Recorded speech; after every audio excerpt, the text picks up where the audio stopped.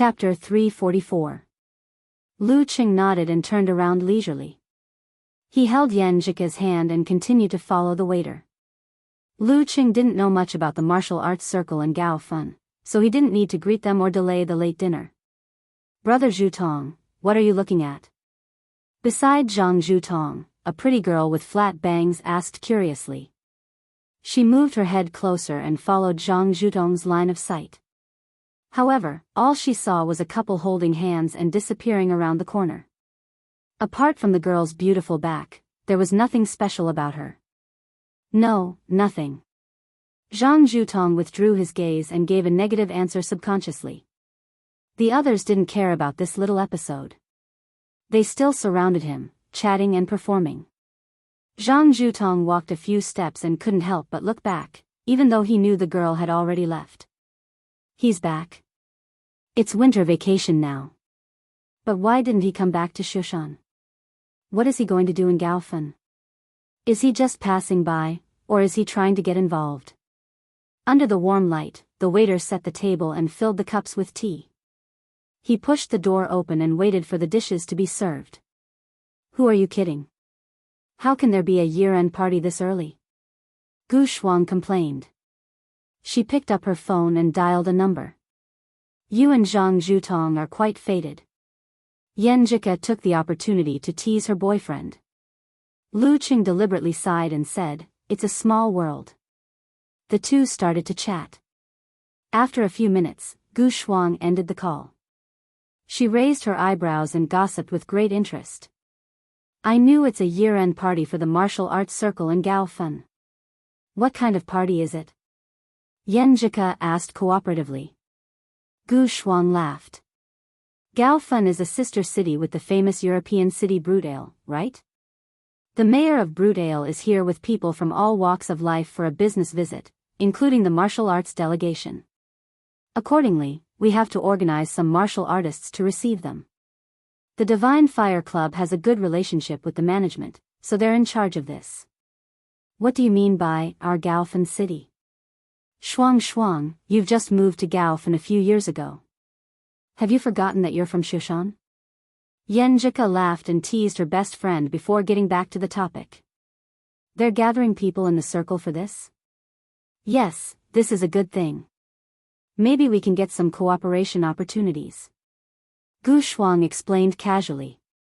She then urged excitedly. Ku, why don't you ask your Cheng to join in the fun? He can show off in front of the foreigners." "It's so." "What? I'm not from Gaofan." Lu Qing couldn't help but laugh. He rejected Gu Shuang's suggestion without hesitation. Yan Jika pursed her lips and chuckled. "I've heard that Brutale is one of the origins of martial arts in Europe. There are many powerful masters everywhere. I'm sure there are many good fighters among the young people there. Don't you want to see the fighting skills of a foreign country?" "Kind of. But we'll have plenty of chances in the future. There's no need to join in this boring fun." Lu Qing explained his thoughts. The mainstream martial arts system in Europe and America was essentially the same as in China, but the details were different. Both systems focused on body refining and will controlling the mind. However, they didn't have force concentration or body refining Big Dan. Instead, they took a different path. When they reached the physical invulnerability stage, they trained the root pulp internally and connected with heaven and earth. "What do you mean by, we'll have plenty of chances in the future?" Yan Jika tilted her head and asked in confusion. Lu Qing grinned. "When you study abroad, I'll definitely go there from time to time. Maybe I'll even stay for a while. There'll be plenty of chances to see foreign martial arts." "You're thinking so far ahead?" Yan Jika's eyes lit up. Stop. Can you two stop showing off your love?" Gu Shuang, who was ignored, raised her hand and said, "Can't we have a nice chat?" No. Lu Qing and Yan Jika looked at each other and answered in unison. In a hall, Zhang Zhutong was thinking about the startled glance and Lu Cheng's sudden appearance in Gaofan's place. He was absent-minded for a moment until someone waved a hand in front of his eyes and pulled him back to reality. Brother Zhutong, what's wrong? Are you worried about tomorrow? A pretty girl with flat bangs asked with concern. Hearing this question, the other martial artists in the gathering all looked over. Not really worried. I'm more looking forward to it, Zhang Zhutong answered with a smile. This kind of martial arts exchange was different from the normal challenge tournament. They had to consider the issue of face. What the higher-ups meant was that it would not be good to lose too much, but it would not be good to win too much either. The selected martial artists had to be representative and hierarchical to ensure that they only had a slight advantage over the opponent. Yeah, I've only seen foreign martial arts competitions on the internet. I haven't really seen one yet, a martial artist beside them chimed in. Amidst the echoes, the pretty girl with flat bangs reminded him with concern, we don't have to worry about the inhuman mighty ones since the seniors will deal with them. But I heard that there's a talented young man named Oblak in the group. He's only 20 years old, but he's already as strong as a top professional 7th pin or a weaker professional 6th pin fighter. The evaluation system abroad was different from that in China, so it was impossible to compare them directly by rank. After losing to Lu Qing, Zhang Zhutong had been enduring hardships for half a year. He had made great progress in his martial arts and was considered to be one of the best in the 7th pin. However, after watching the battle between Lu Qing and Peng Liyun, he was shocked again. It took him 2 or 3 weeks to recover. When he confidently called for a gathering in the martial arts circle to welcome the Brudale delegation, he met Lu Qing unexpectedly. His confidence was shaken. I'll try my best. There's still a chance to win. Even if I lose, I won't lose too badly, Zhang Zhutong answered carefully. While they were discussing the details of the next day, in another room, Lu Qing and Yan Zhika were tasting the top 3 dishes in Xing province that Gu Shuang had mentioned. They felt that Lu Qing lived up to his reputation. They ate so much that they couldn't wait to finish everything. For example, the Kung Pao chicken. The meat was tender but not rigid. It was smooth and fragrant. After eating and drinking, they were driven back to the hotel by Gu Shuang and checked in. It was already dark. Lu Qing and Yan Zhika opened the door and turned on the lights, hand in hand. This was the first time they had slept in the same bed without another room as a cover. It was the first time they had slept in the same bed. The light was dim and the warmth was overflowing. They felt like a couple returning home together. Nowadays, the lights in hotels are getting dimmer and dimmer. You can't save electricity like this. Lu Qing exclaimed. Yan Zhika was about to say something when her expression changed slightly. She lowered her eyes and looked a little pained. You're on your period? Lu Qing asked with concern. Yes. Yan Zhika was used to discussing this kind of thing with her boyfriend. I'll go change my clothes, brush my teeth and wash my face first. Okay, I'll wash the pot first and make you some brown sugar ginger tea. Lu Cheng's hands and feet quickly got busy. After Yan Zhika finished the tea, got into bed and curled up on her side, he quickly brushed his teeth, took a shower, changed into his pajamas, and lay down beside her. He put his hand over her thin clothes, slid a little into her pants and pressed it against her lower abdomen. You're quite self-aware. Yan Zhika praised him with a smile. She didn't feel any pain. Before her voice died away, she suddenly exclaimed, Cheng, why is your hand so warm? Hee hee. This is the breakthrough of my power of blaze. Ever since its second awakening, I've been tempering and controlling it. I want it to be used in daily life like the Frost's supernatural ability. Well, after a few months of hard work, I finally succeeded. How does it feel? Yeah, said Lu Qing proudly, showing off. It's meaningless to have a supernatural power without a domestic version. 32 likes. Yan Zhika slightly pursed her lips, with a faint smile on her face. Her voice became very soft. Cheng, where are we going to play tomorrow? Lu Qing was in a good mood after being praised. He smiled and said, 2 plans. First, we'll go to the wildlife park in the north of the city. Second, we'll take bus number 7, number 19, number 35, number 56, and number 79 to relax and wander through the most unique streets of Gaofan. We'll try the various delicacies along the way and slowly savor this city. I choose the second plan, Yenjika said without hesitation. It sounds fun, I knew it. Lu Cheng's heart was full of tacit understanding. While chatting and warming, Yenjika slowly fell asleep. Her brows were knitted sometimes, as if she was enduring the pain in her dream.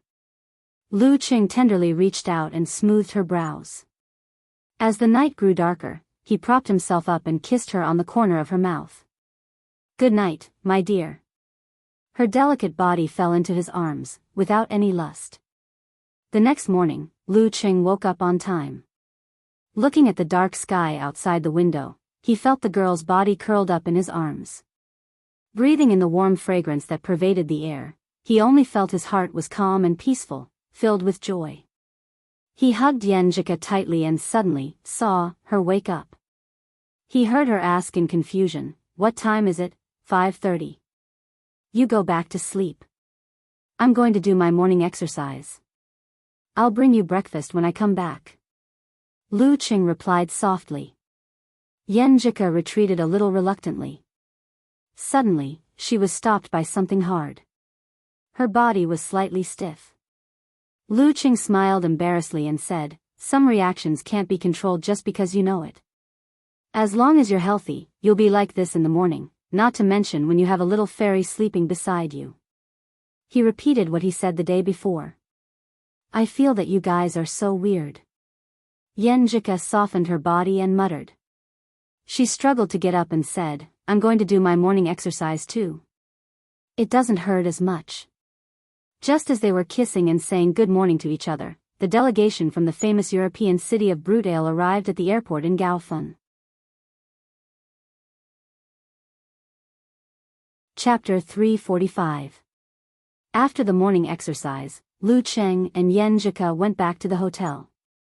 They planned to have breakfast on the bus ride to Gaofan.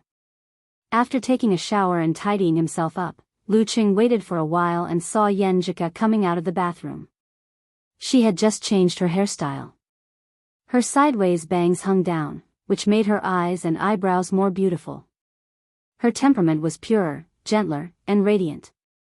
A long white down jacket, black leggings, fluffy snow boots, a light pink knitted hat, and delicate silver earrings entered Lu Cheng's eyes one by one, making him feel youthful and quick-witted. Even though he had long been accustomed to his girlfriend's appearance, he couldn't help but take a look at her again and again. Do I look good? Yenjika lowered her eyebrows and asked with a little pride. Did you put on makeup? Lu Cheng stared at the girl's pink and glossy lips. As a straight man, the most common way to tell if a girl had put on makeup was to look at her lipstick. If it was thick, it meant heavy makeup. If it was light, it meant light makeup. If he couldn't tell, it meant no makeup. Of course, with Coach Yan's teaching and daily influence, his knowledge had increased day by day. He was no longer so superficial. I did. Today is our big date. How can I not take it seriously? Yenjika raised her chin slightly and looked at him with radiance. Hearing this, Lu Cheng laughed out loud. He really wanted to grab his little fairy just like that and give her a good bite. Yenjika seemed to have sensed something from his eyes. She hurriedly took a step back and waved her hand weakly. Makeup is troublesome, don't mess around. Yes, yes. Lu Cheng put away his thoughts and said, I just feel that your face is too thin. Humph, I'm fat. Yenjika puffed up her cheeks. Look, I'm fat face cool. Hold it in. I can't hold it in. I can't hold it in. Lu Cheng suddenly took a step forward, pulled the girl over and kissed her. You. Yenjika's protest stopped abruptly and was blocked back in her mouth. She clenched her fist and hit Lu Cheng a few times. But as they kissed, she slowly closed her eyes and hugged her boyfriend back. She forgot about the makeup. They hooked their lips and kissed lightly. Their breathing gradually became irregular. Are you still not going out?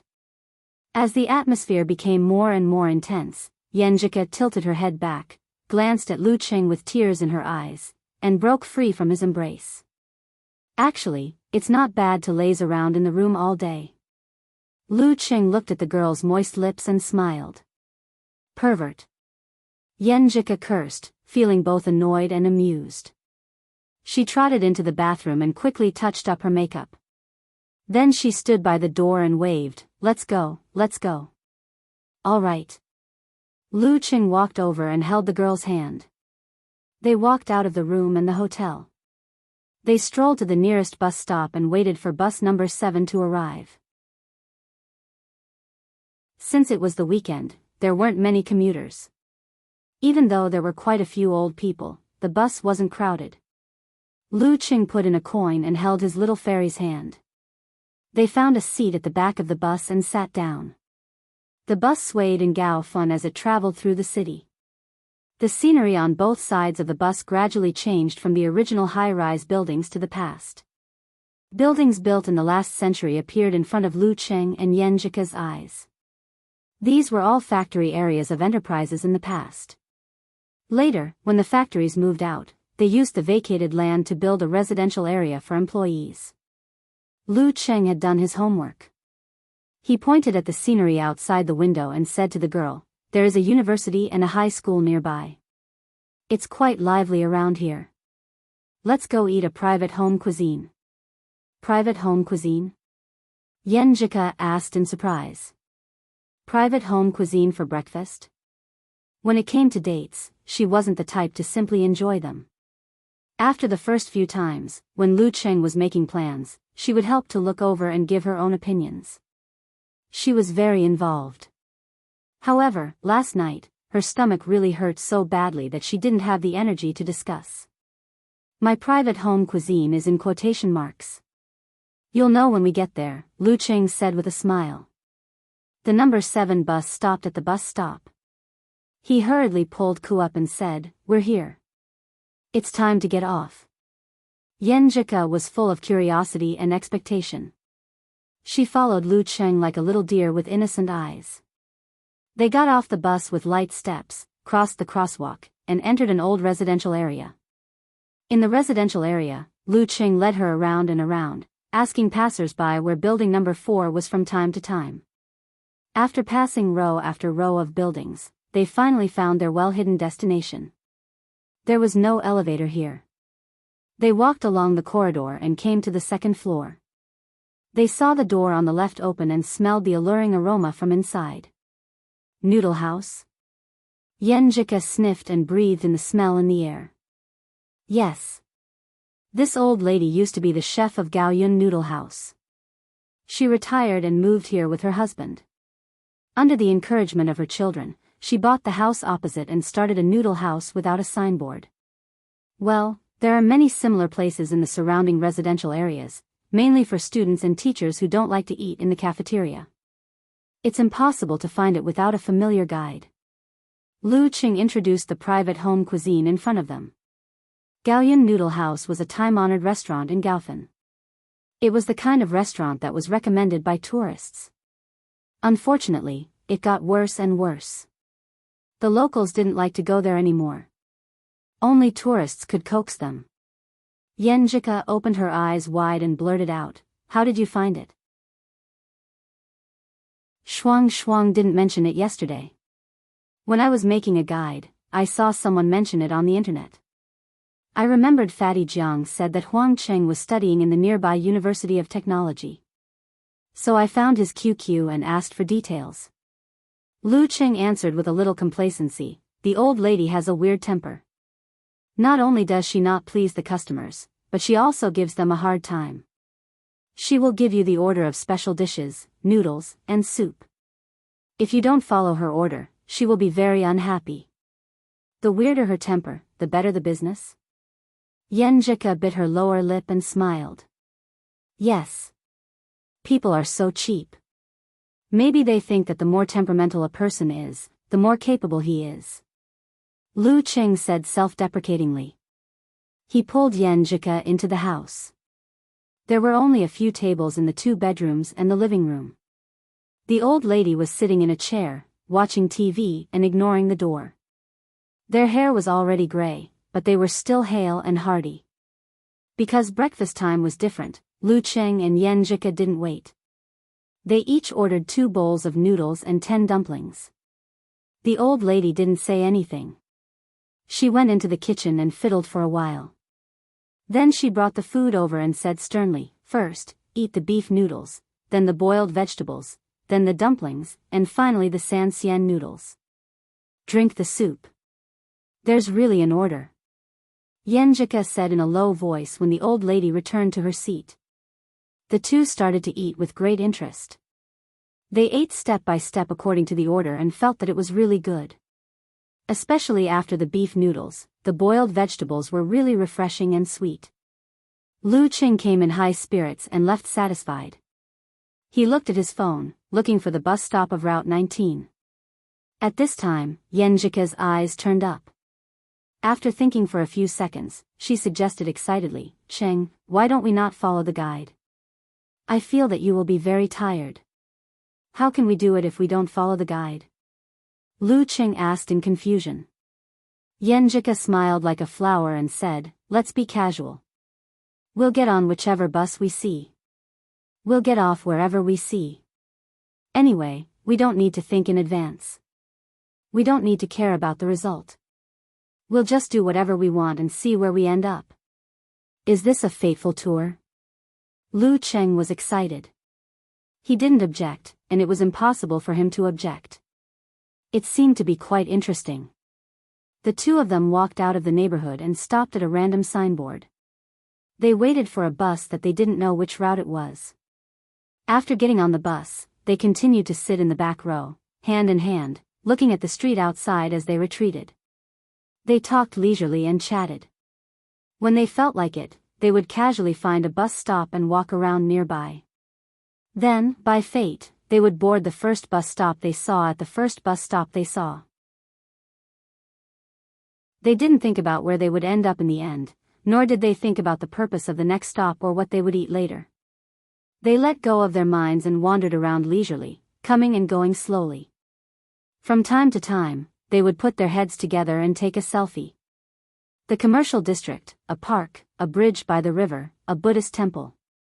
Unconsciously, they wandered around a lot of places and decided to have lunch at the next restaurant they saw. Lu Cheng and Yan Zhika passed through the alley and came to the main street.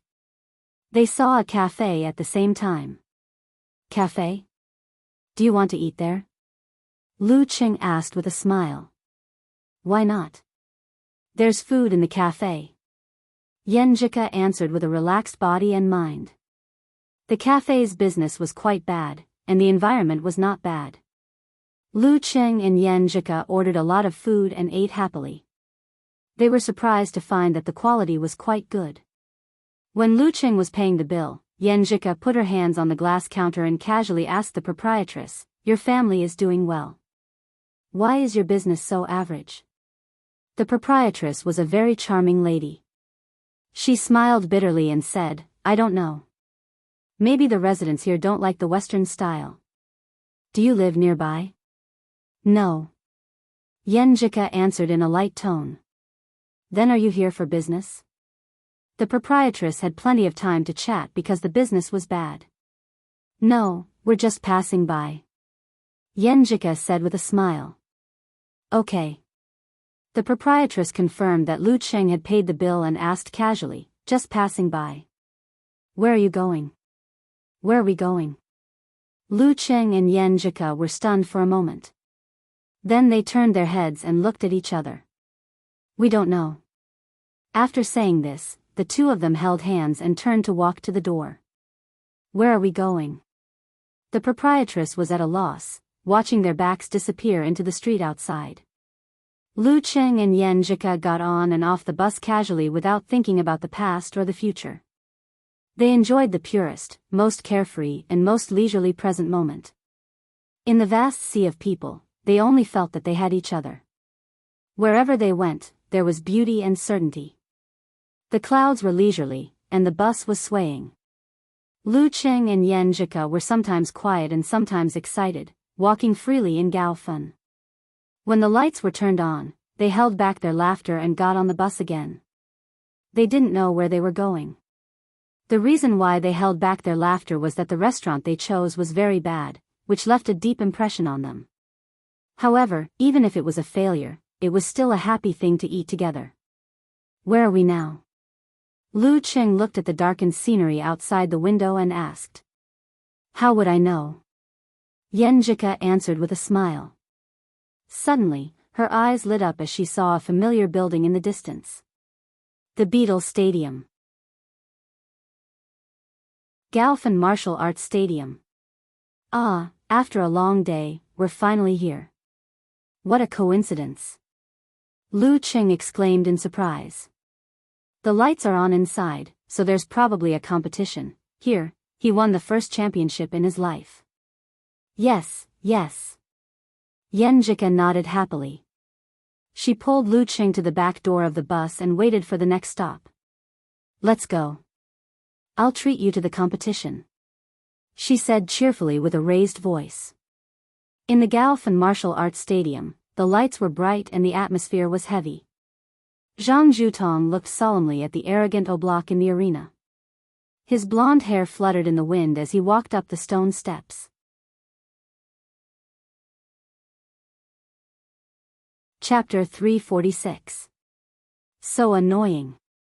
It's not open to the public. Yenjika pouted as she tried to buy a ticket but failed. Lu Qing glanced at the gate guarded by security guards and encouraged her with a smile. Do you want me to lead you to do something bad? Find a place to crawl in? What kind of competition is not open to the public? No, I'm a law-abiding good kid. Yenjika had come here on a whim. Seeing that she couldn't enter to watch the competition, she gave up the idea. She rolled her eyes and said, there is a dessert shop here that is very good. Shuang and I have tried it. Their feng shui is very good. Come on, let me take you there. Lu Qing said without thinking, you can't eat cold food during your period, right? I can watch you eat it. Yenjika raised her chin with a smile. And there's cake and stuff. All right then. Lead the way, big sister. Lu Qing had forgotten his original purpose and said with a smile on his face. Today was a casual day. Follow your heart and follow your fate. Oblak wins. Oblak wins. Oblak wins. Similar words echoed in the stadium again and again, making the selected audience more and more depressed. However, they still had to pluck up their spirits and cheer for their opponent in line with the friendship between the two cities. Zhang Zhutong's body was still trembling, and his face was pale.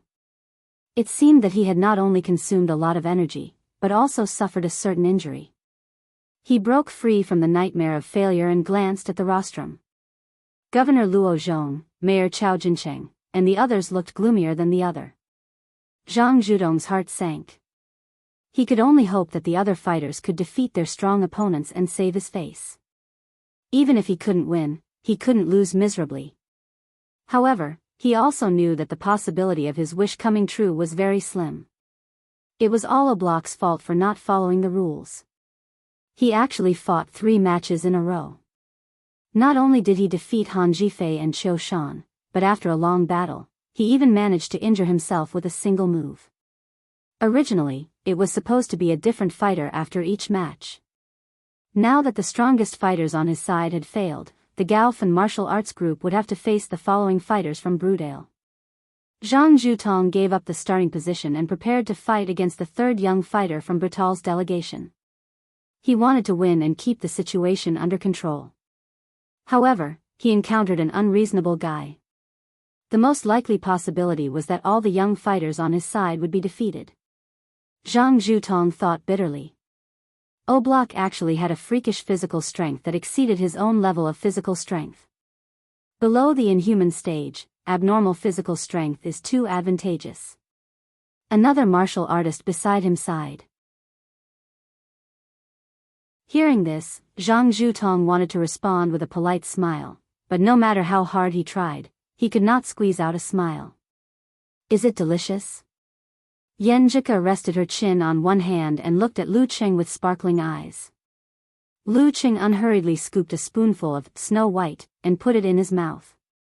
He savored it for a few seconds before saying, "It's delicious. It smells like milk powder when I was a kid. But this one is cold and tastes better. I've appraised it. It's not bad." Yenjika smiled proudly. She poked a piece of cake with her spoon and ate it slowly. Both of them hadn't eaten enough because of the terrible dinner, but now they had a good appetite. Outside the window, the city lights were shining brightly, reflecting their shadows on the glass. The night was getting darker. At the gate of the Beatles Stadium, the security guards made way for them. Governor Luo Zhong, Mayor Chao Jincheng of Gaofeng, and others accompanied Mayor Brudale Dawkins and his entourage out. They chatted politely as they waited for the vehicles to approach. At the edge of the delegation, the tall Oblak stretched his arms and legs and looked around casually. His blonde hair shone brilliantly under the light, just like the magnificent view of the sea at sunrise. Coupled with his handsome facial features and aggressive fighting style, he was widely known as the Son of the Sun. "The young martial artists of Gaofeng are mediocre," said the black-haired Charles beside Oblak in the Brudale language. Oblak replied with a smile, "I heard that this is only the second-class city in China." He was implying that he agreed with Charles's assessment. "I'm disappointed." The brown-haired Johnny spread his hands. "To be honest, I feel the same way. After 3 rounds, it's still not enough. In Chinese, it's like..." Oblak flexed his arms and said in a foreign language, "Enough. Not enough. Not enough." The translator beside them listened awkwardly. He didn't know what to say, so he just maintained a professional smile. Not far away, Zhang Zhutong watched them talk arrogantly. Although he didn't understand what they were saying, he could still feel the contempt in their words. His mood became even more gloomy and depressed. He glanced at the governor Luo Zhong and the mayor of Gaofeng, Chao Jincheng. They were both forcing smiles. "It's getting late. Let's go. There won't be any more buses." Lu Qing pointed at the night sky outside. Yenjika followed his movement and looked around. She nodded lightly and said, "Okay." Today's random trip started with the bus. Of course, both of them wanted to end with the bus. After paying the bill with their phones, they pushed the door open and felt the chill of the winter night. Their spirits were instantly refreshed. Walking along the edge of the stadium, they strolled slowly to the bus stop in front of them. They only glanced at the hustle and bustle at the gate. Yenjika was in a good mood. She waved her hands and skipped along. Lu Qing followed her at a steady pace. "What a beautiful day." The girl suddenly paused and looked up at the faint stars in the sky covered by the light. She closed her eyes and praised as if she was sleep-talking. The smile on her face was faint but didn't fade away. "I think so too." Lu Qing held her hand. Yenjika opened her eyes and said as if she hadn't had enough. "It would be perfect if there was a firework ending at the end." "Don't buy it. I mean, it's up to fate." Lu Qing thought for a while and chuckled. He suddenly pulled back his hand and pointed behind the girl. "Look, there it is." Yenjika was surprised and happy. She turned around abruptly and looked behind her. However, the night sky was still and the lights were quiet. There were no fireworks. She was stunned. When she was about to speak, she suddenly saw a ball of crystal white light fly into the air. Then, a red and violent fireball chased after it. Bang! The cold light exploded first and ice crystals fell. Bang! The flame exploded and shone on the ice crystals, making them reflect the clear light. In the air, the fireworks bloomed. The flowing light was dreamy and beautiful, illuminating the faces of Lu Qing and Yenjika. "See? Tonight's ending fireworks?" Lu Qing laughed. Yenjika's astonishment turned into surprise. The fireworks reflected in her eyes were so beautiful that people didn't dare to look directly at them. She bit her pink lips with her pearly white teeth and said with sparkling eyes, "Qing, what should I do?" I want to kiss you. The fireworks attracted the attention of the crowd at the gate. Oblak was stunned for a moment. Then, his face lit up with joy. Superpower, a good superpower. He looked at the corner of the square not far away and saw Lu Cheng and Yenjika, who were dating. His eyes flashed and he said excitedly, I'll find that superpower user and spar with him. Just as well, I haven't had enough fun before. Thump, thump, thump. He strode forward and dashed towards Lu Cheng at an extremely fast speed. The translator in the suit was shocked and stood there dumbfounded. He didn't know whether to follow or what. Oblak's teacher, the leader of the martial arts delegation, Mason Walker, shook his head and laughed. He instructed Janice beside him, you go be the referee. Don't let Oblak hurt his opponent. This would affect the friendship between the two cities. The bear-like Janice didn't dare to delay. He stretched his long legs and chased after Oblak. Charles, Johnny, and the others followed with great interest, intending to watch from the sidelines. That superpower user was just trying to please his girlfriend on a date, and Oblak had set his sights on him. What bad luck. Zhang Zhutong, who had noticed their movements, looked blankly in the direction of the fireworks. His pupils suddenly shrank. Him? Lu Cheng, who was waiting for his little fairy to initiate a kiss, felt the ground shake. He instinctively stepped forward and shielded Yen Jika behind him. He saw a young blonde, blue-eyed foreign man running towards him with heavy footsteps. He felt several explosive points exploding on his wrists, arms, and torso. These explosive points seemed to connect into a strange tree. Strong, very strong. Lu Cheng squinted his eyes and got into a stance. In his mind, he visualized a frozen river, a snowy plain, and a huge red sun hanging high in the sky. Tisk, spar, spar. Oblak shouted in choppy Chinese. Spar. Lu Cheng took a deep breath and let the huge red sun fall from the sky and crash into the ice. Against a strong opponent, he had to give it his all. At that moment, Oblak's body suddenly expanded. He swung his fist in a condescending manner. Boom! The huge sun and the frozen river disappeared at the same time.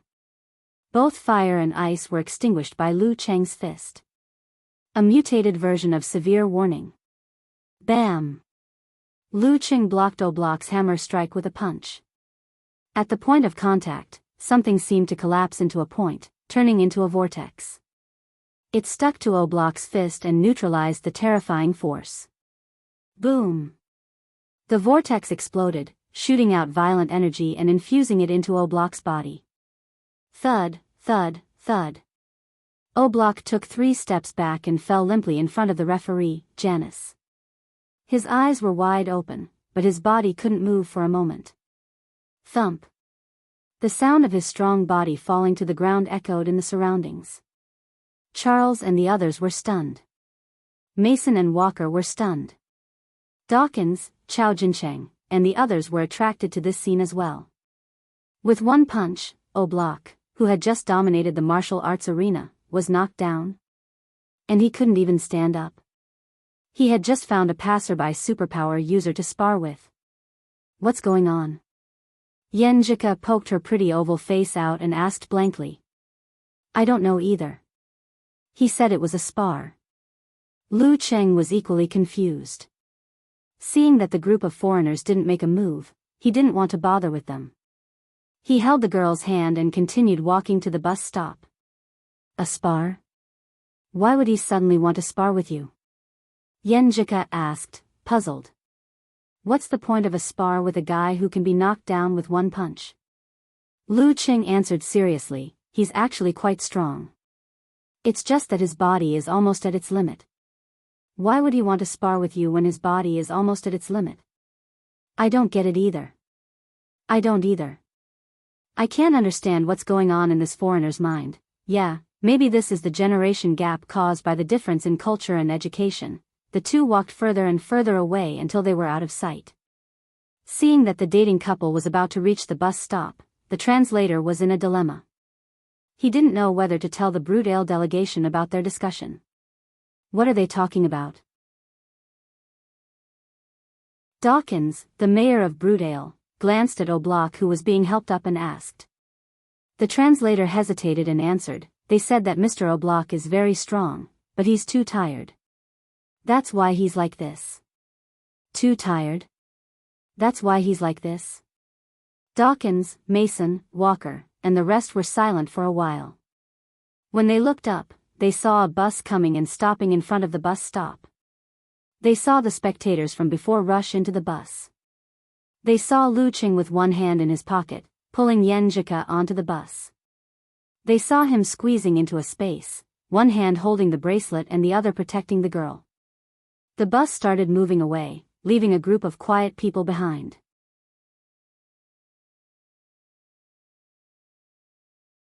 Chapter 347. The cold wind whistled past. Dawkins shivered and broke free from the indescribable feeling.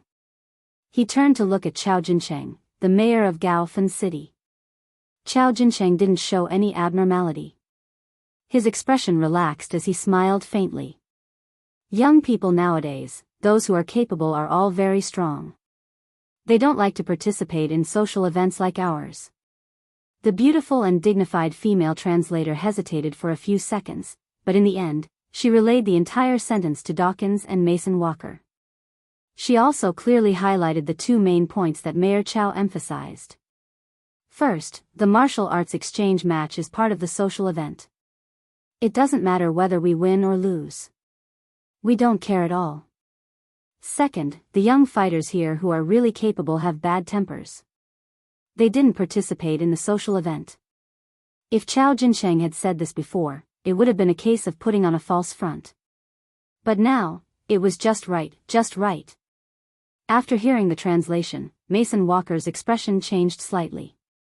Dawkins' smile stiffened a little.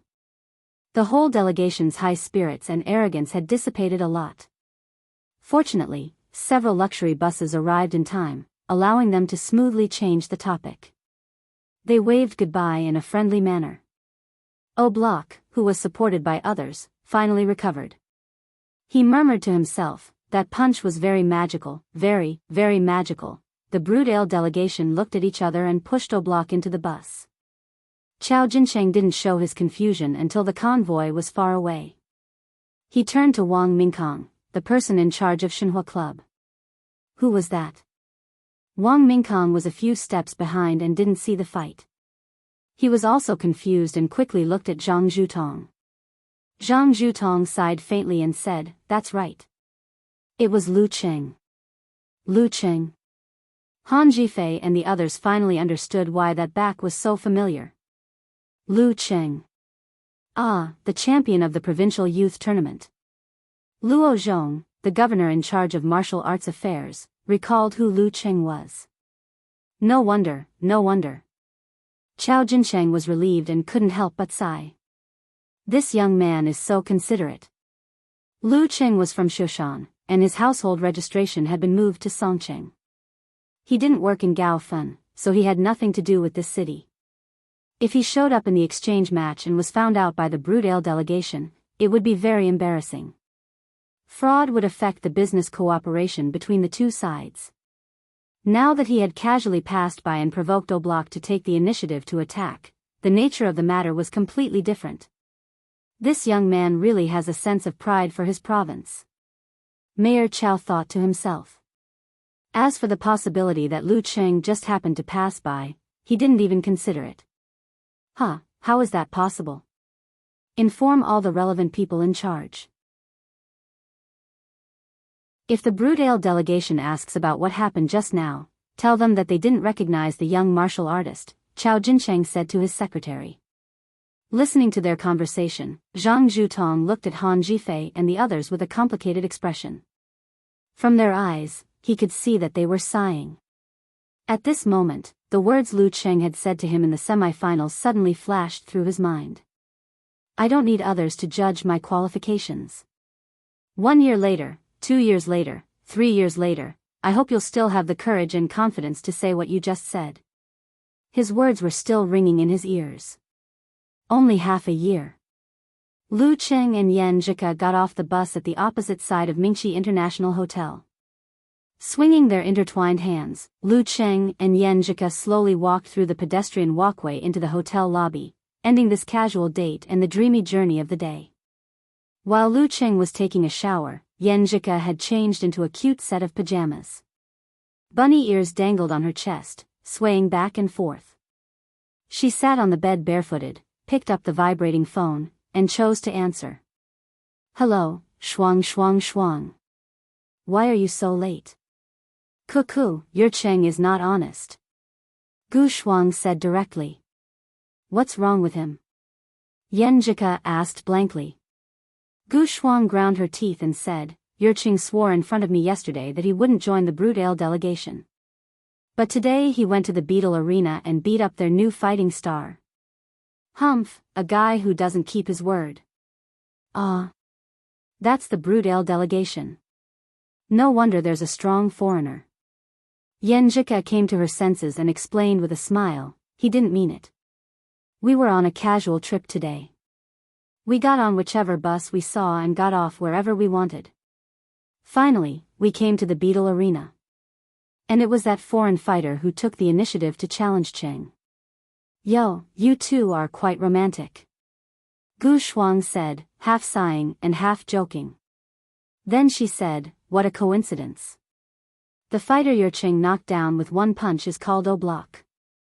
He just defeated Zhang Zhutong, Han Jifei, and Qiu Shan in the Beetle Arena, making those uncles, aunts and grandparents lose face. I see. Cheng is saying that the foreign fighter's physical condition is close to the limit. Yan Zhika confirmed the details. But this guy is famous for his abnormal physical strength. I think he's close to the inhuman stage, just like your Cheng. Gu Shuang revealed more information and said with a grin, bring your Cheng to the party and make me proud. I have to let those guys know that I know such a powerful genius warrior. Go find one yourself. Yan Zhika scolded her with a smile. Gu Shuang chuckled and said, well, I have a new target today. I'm going to flirt with him. Can't you just be in a good relationship? What's the point of changing boyfriends? Yan Zhika couldn't help but say, if you meet someone with an extreme personality, you'll probably get into trouble. I'm not dating anyone. We broke up because we don't have feelings for each other anymore. Gu Shuang explained. Okay, I'll stop talking about you. Yan Zhika typed rationally. We'll talk about other things on QQ, okay? Gu Shuang hung up the phone. Yan Zhika held the phone and shouted subconsciously, Cheng, I have something to tell you. After shouting, she remembered that Cheng was taking a shower. The sound of water is so loud that he probably can't hear it. As the thought flashed through her mind, Yan Zhika noticed that the sound of water had stopped. The door of the bathroom was pulled open and Cheng stuck his upper body out. What's up? Seeing his bare chest, rolling water droplets, and wet hair, Yan Zhika quickly closed her eyes and said coquettishly, can't you put on some clothes before asking? As she spoke, she squinted her left eye and glanced at him. She chuckled and said, nice body, feel free to touch me. Cheng responded shamelessly. Humph. Yan Zhika turned her head and said, Shuang said that the foreigner you knocked down is the genius fighter from the Brood Ale delegation, Block. While speaking, she turned her head back and opened her eyes completely. She sized up the bathroom door openly. From the Brood Ale delegation, no wonder. Cheng said in realization. Then he laughed and shook his head. It's a pity that we didn't have a proper match. I feel like I've swallowed too much. Brood Ale was a branch of the Mission sect, one of the main martial arts schools in Europe and America. They used faith to enhance one's willpower, control one's spirit, and control one's body. However, they did not practice force concentration or body refining Big Dan. Instead, they believed that there were 10 elements in the human body, corresponding to different symbols. When all of them were condensed, a tree of life could grow and reach the final crown. These 10 primordial essences were located in different parts of the body. Every time 3 of them were truly stimulated, different characteristics would be obtained. Based on one's own characteristics, it was like awakening a type of superpower, and they would complement each other, such as physical strength and strength. Compared to the dance stage martial arts, this kind of martial arts school's absolute reaction ability was much weaker. It also lacked the smoothness and transparency of the whole body's strength. However, its explosive power was stronger and had a special bonus. Lu Qing had read about this in the Longhu Club forum. As for the details, he didn't know. Didn't you say there would be plenty of chances in the future? Yenjika smiled. You're right. Lu Qing went back to the bathroom. He dried his body and hair with a towel, put on his pajamas, and walked out. Approaching the bed, he looked at Yenjika, who was lying down obediently. He chuckled. Who said she wanted to kiss me before? It was all interrupted by that guy. Not me, not me, not me. Yenjika shook her head like a rattledrum with a smile in her eyes. Since you don't want to admit it, I'll kiss you. Lu Qing climbed onto the bed. Since you won't smile at me, I'll give you one, in the hotel where the Broodale delegation was staying. Oblak sat on the sofa in the lobby, lost in thought. Oh, Oblak, why are you like this? You fought 3 matches before you went to challenge that superpower guy. Come, have a few drinks and you'll forget. Black-haired Charles walked over with 2 glasses of wine. Johnny chimed in, my cute, beautiful, and smart little Sonny told me that you can't see anything from a sudden encounter. Have a good night's sleep. The sun will rise again tomorrow. Oblak suddenly stood up and rushed to the elevator. He went up to the 25th floor and knocked on the door of his teacher, Mason Walker. What's the matter? Mason Walker looked at his student with eyes as blue as the sea. Teacher, I want to challenge that superpower guy for real. Oblak blurted out. Mason Walker pondered for a few seconds and said, We've asked the gentlemen in Gaofan. They didn't recognize that superpower guy. Or rather, they didn't want to tell us. Besides, we're only here for a few days. But Oblak still wanted to fight for something. Mason Walker smiled and said, Such a powerful superpower guy will become more and more famous. As long as you're still growing, you'll definitely meet him one day. The martial arts world of China was also very important to foreign countries, but most of their attention was on the top professional competitions and title matches. I hope so. Oblak sighed dejectedly.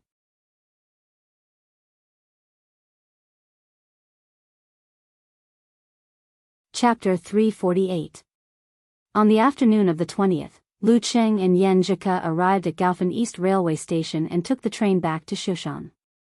After the casual date, they went to the wildlife park yesterday and observed the tiger form, monkey form, and other postures up close.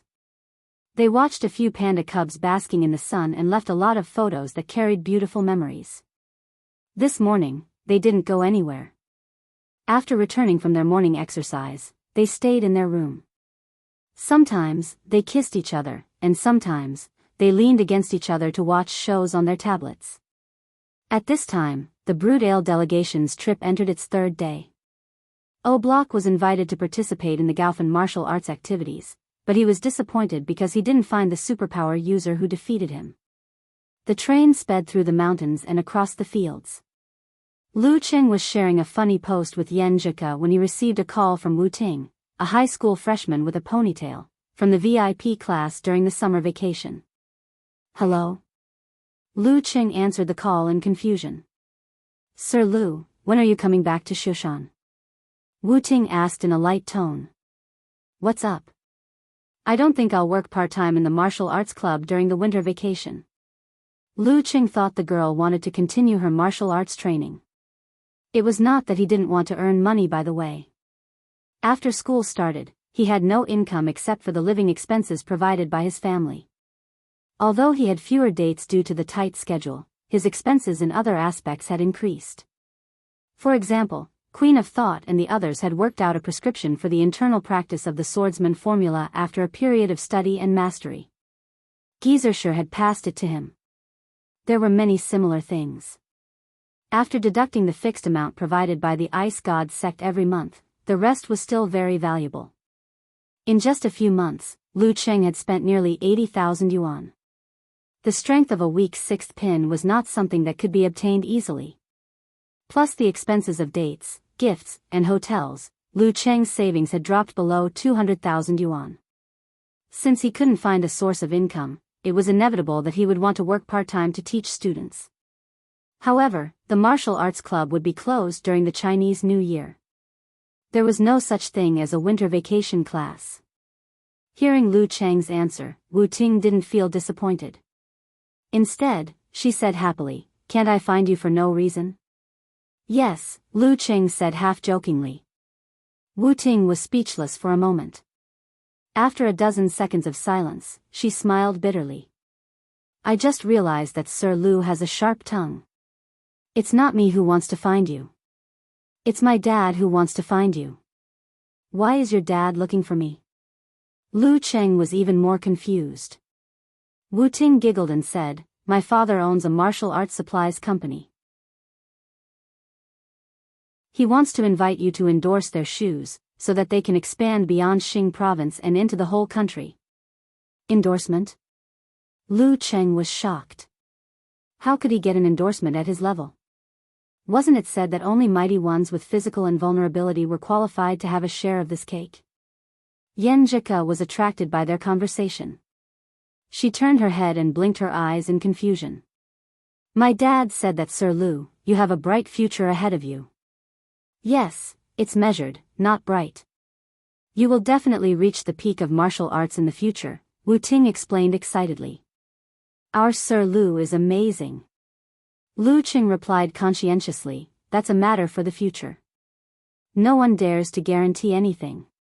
If your father asks me to endorse him now, he will most likely suffer a loss. No, Sir Lu, you have a lot of attention now.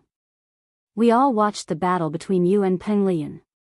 My dad said that as a heavenly son of the era and a native of Xing province, you can definitely help him open up more markets in the province, and even open up channels outside the province." Wu Ting repeated, "Anyway, you don't need to do anything. You don't need to shoot commercials. You just need to wear the martial arts shoes that we specially made for you every time in the challenge tournament." Then it broke into pieces. Lu Cheng said with cold humor. Wu Ting was speechless again. After hearing what the people around her said, she giggled and said, "What are you afraid of? Which martial arts shoes are not like this? As long as our design is cool enough, as long as you wear it well enough, as long as it can last a few rounds, there will be plenty of fashionistas like us who will buy it." She made fun of herself without any hesitation. "This is too sudden. I'm a little confused. I'll think about it and give you a reply." Lu Cheng did not agree impulsively. Wu Ting smiled and said, "What my dad means is that after you return to Shoshan, you can come to the company and talk to him face to face. If you agree, he will directly test the data and make the most suitable martial arts shoes for you." "Okay, I'll be back in Shoshan in the afternoon." "When will your dad be in the company these days?" Lu Cheng decided to listen to the specific terms. "Well, my dad will be on a business trip tomorrow and the day after tomorrow. He's in the company today. How about you go to see him before 6 p.m.? Wu Ting asked tentatively. "Okay, send me the address. I'll let you know when I go out," Lu Cheng said after thinking about it. Wu Ting smiled and said, "Yes, Sir Lu." After hanging up the phone, Lu Cheng looked at Yan Zhika who was beside him. He didn't need to repeat himself. The girl already knew what was going on. She pursed her lips and said with a smile, "You already have an endorsement contract. My Cheng is so awesome. I don't know the specific conditions, but I guess the price won't be too high." Lu Cheng was happy, but he still kept his mind. With his current strength and level, it was true that he could not get a good price. But for him, who had an unstable income every year, it was a good supplement. Yan Zhika rolled her eyes and said with concern, "Even if it's a good deal, don't rush to sign the contract. Take it back and let the lawyer have a look first, in case there's a trap." Well, not many people dare to cheat you, but some people are rascals. They're just a pile of sh*t. Even if they can't cheat you, they can still disgust you. Yes, Coach Yen. Lu Qing answered happily. Yenjika pursed her lips and smiled. She suddenly sighed and said, I can't buy you martial arts shoes in the future. No, I'll only wear them in the competition. For training, the Love brand is still the best. I've only worn the first pair of martial arts shoes you gave me a few times. It's still brand new. Lu Qing took the opportunity to show off. Yenjika smiled and looked out of the window slightly proudly. It took only a little more than an hour to go from Gaofan to Shushan by train. They soon saw the familiar scenery. The girl also received a call from Empress Dowager. They deliberately chose this train to arrive at the same time as the arrival time of one of the high-speed trains from Songqing to Shushan. Okay, we'll be there soon. Yenjika hung up the phone and watched Lu Qing unload the luggage. Her eyes became gentle and she reached out to help him tidy up his clothes. After returning to Shushan, they would be busy with the new year. Except for morning exercises, they would have less time to see each other. After getting off the train, they reluctantly parted at the arrival hall. Lu Qing carried the luggage and went out of the station. He replied to the girl's message and then called his mother. Mom, I'm here. Chi Fang's background was very noisy.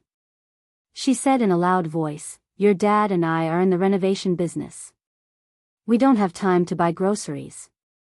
You can go to the market by yourself and buy whatever you want. I'll cook for you when I come back. Alas, the new year is coming and the renovation workers are all thinking about home. You have to keep an eye on them and try to get the water and electricity ready before the new year. My dear mother. I've just come back and I'm already being ordered around. Lu Qing laughed and shook his head, agreeing. After a long time of careful selection, Chi Fang finally chose a house of 130 square meters. It had 3 bedrooms, 2 living rooms, and 2 bathrooms. It also came with a free entrance and a balcony. The total cost was more than 550,000 yuan after taxes and fees. Because it was the full payment, except for the 400,000 yuan Lu Qing gave, the family was basically emptied. After 2 months, they finally had enough money to do the water and electricity. Chi Fang, who had been bullied by borrowing money, didn't want to try again if it wasn't necessary. Lu Qing got on the bus and staggered back to the neighborhood.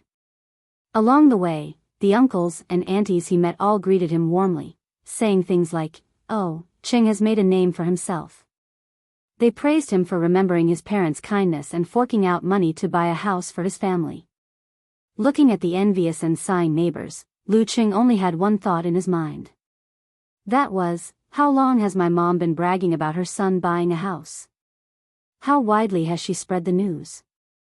When he approached the doorway, he met another acquaintance, Wang Su's father. "Hello, Uncle Wang." Lu Qing greeted him politely. Wang Su's father's body was a little hunched, and his hair was very white. He looked like he was in his 60s or 70s. He looked at Lu Qing and laughed. "Qing, you're on vacation? You've done well. Your parents are enjoying life." "Uncle Wang, don't say that. It's good enough to believe half of my mom's words." Lu Qing scolded his mother. "It's good enough to believe half of it." Wang Su's father sighed with emotion. He walked out of the unit and turned to the group of old men playing chess. Looking back, Lu Qing watched his father's back disappear into the distance. He sighed with mixed feelings in his heart. When people take the wrong path, they're not the only ones who get hurt. Now that the limelight is completely over, I'll ask Uncle Xing to introduce me to visit Wang Su in prison. After calming himself down, he returned home, put down his backpack, picked up the basket, and went to the market. The last time he went there alone was when he was in the 5th grade of primary school. He didn't go there to buy groceries, but to find his mother. "I'm a little nervous thinking about going to buy groceries by myself." Lu Qing sent a message to Yenjika with a smile. Yenjika sent an emoji with half of her mouth covered and whispered, "I haven't been to the market before, then I'm better than you." Lu Qing sent an emoji with arms akimbo. Humph, do you know how to bargain? Yenjika asked angrily. Nope. Do you know how to distinguish the quality of the meat? You should be able to tell a little. Can you tell if the food is watered?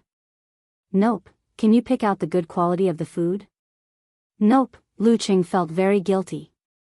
He found that the identity of youth tournament champion was completely useless in the market. Can you tell if it's wild or domesticated? Yenjika asked persistently. Lu Qing replied with a text emoji, annoyed and amused at the same time. Classmate, you've killed the conversation. Ha ha ha ha. Yenjika sent an emoji of laughing. Hurry up and buy groceries. I'm waiting for your battle report. After entering the market, Lu Qing walked nimbly around the stands and randomly chose a pork stall.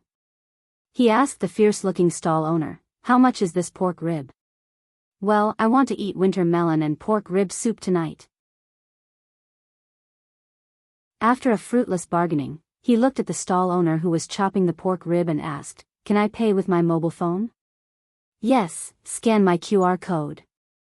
The stall owner pointed at something on the side. "It's so convenient to pay with mobile phone. I don't have to bring cash or change." Lu Qing scanned the QR code. When the phone recognized the QR code, he suddenly found that the stall owner's name was Past Events in Dreams with the Wind. So artistic.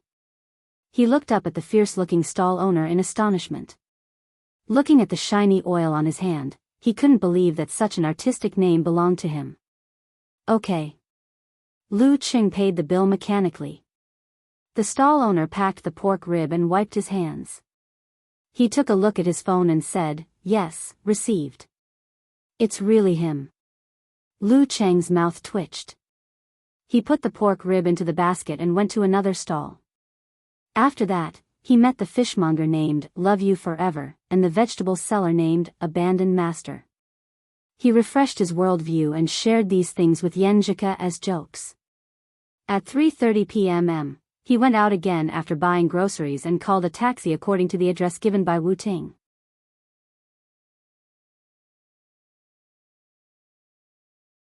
Chapter 349. Pingle District, Ingjin Building. When Lu Qing entered the lobby of the newly built office building, he enjoyed the attention of the security guards because he still looked like a student. However, he didn't care about it. Instead, he looked around with interest and observed the people in the office. He found that most of them were not wearing suits or high-heeled dresses. Most of them were wearing down jackets and overcoats. It was not time to get off work yet.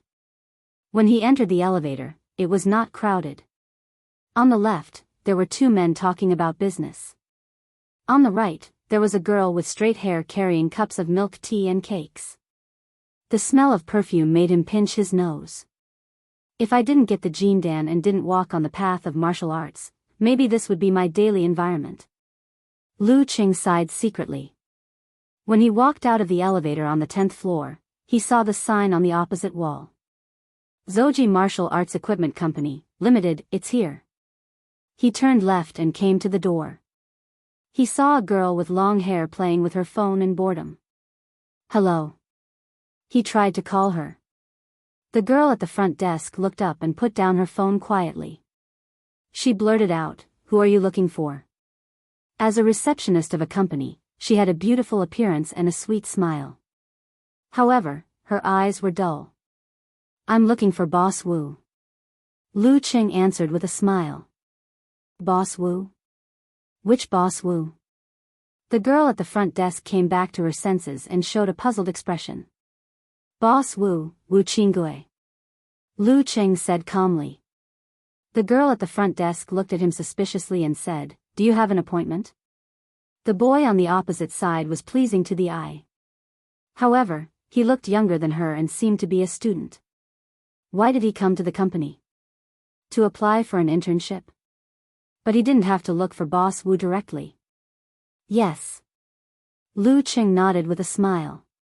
Then, let me ask. The girl at the front desk picked up the phone and dialed a number with uncertainty.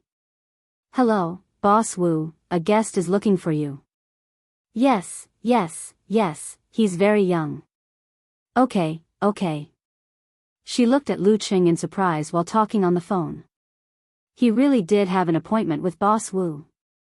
She put down the phone and said with a sweet smile, Boss Wu asked you to wait for a while. Boss Wu didn't say why, so I don't know. Sure. Lu Qing put his hands in his pockets and looked around leisurely, admiring the layout of Zouji Company. At this moment, he heard a rush of footsteps coming from afar. He subconsciously turned his head and saw a thin but capable middle-aged man rushing over. Wu, CEO Wu. The girl at the front desk stood up straight and shouted timidly. CEO Wu actually came out to greet him personally. Who was this guy? Wu Qinggui was wearing a suit and tie. He had a square face, thick eyebrows, and big eyes. He walked up to Lu Qing with a smile, extended his arms, and warmly shook hands with him. Aya, you should have called me first when you arrived. Come. Come to my office. Chief Wu, you're too polite. It's not like I don't know how to find my own way. Lu Qing said calmly as he followed Wu Qinggui into the building. They passed through many offices and arrived at the innermost office, leaving the receptionist standing there in a daze for a long time. That's the general situation. Tingting should have told you everything, right? In the office, at the reception sofa, Wu Qinggui repeated the endorsement. Then he picked up the teacup and took a sip to moisten his throat. Lu Qing smiled and said, Wu Ting did tell me, and I more or less understand what's going on. I just want to know the specific terms and conditions. Wu Qinggui asked his secretary to bring a sample contract and handed it to Lu Qing. The main part is 1 million for 3 years. You just need to wear the martial arts shoes provided by us when you participate in the competition. There are some additional terms and conditions, all of which are free money for you. Take a look first. Okay. Lu Qing flipped through the contract without batting an eyelid. 1 million for 3 years. It's much better than what I expected. I'm too embarrassed to talk about the price. In his opinion, it would be good enough for him to earn a few $100,000 a year endorsement fee. After all, most of the dance stage fighters didn't even have a chance.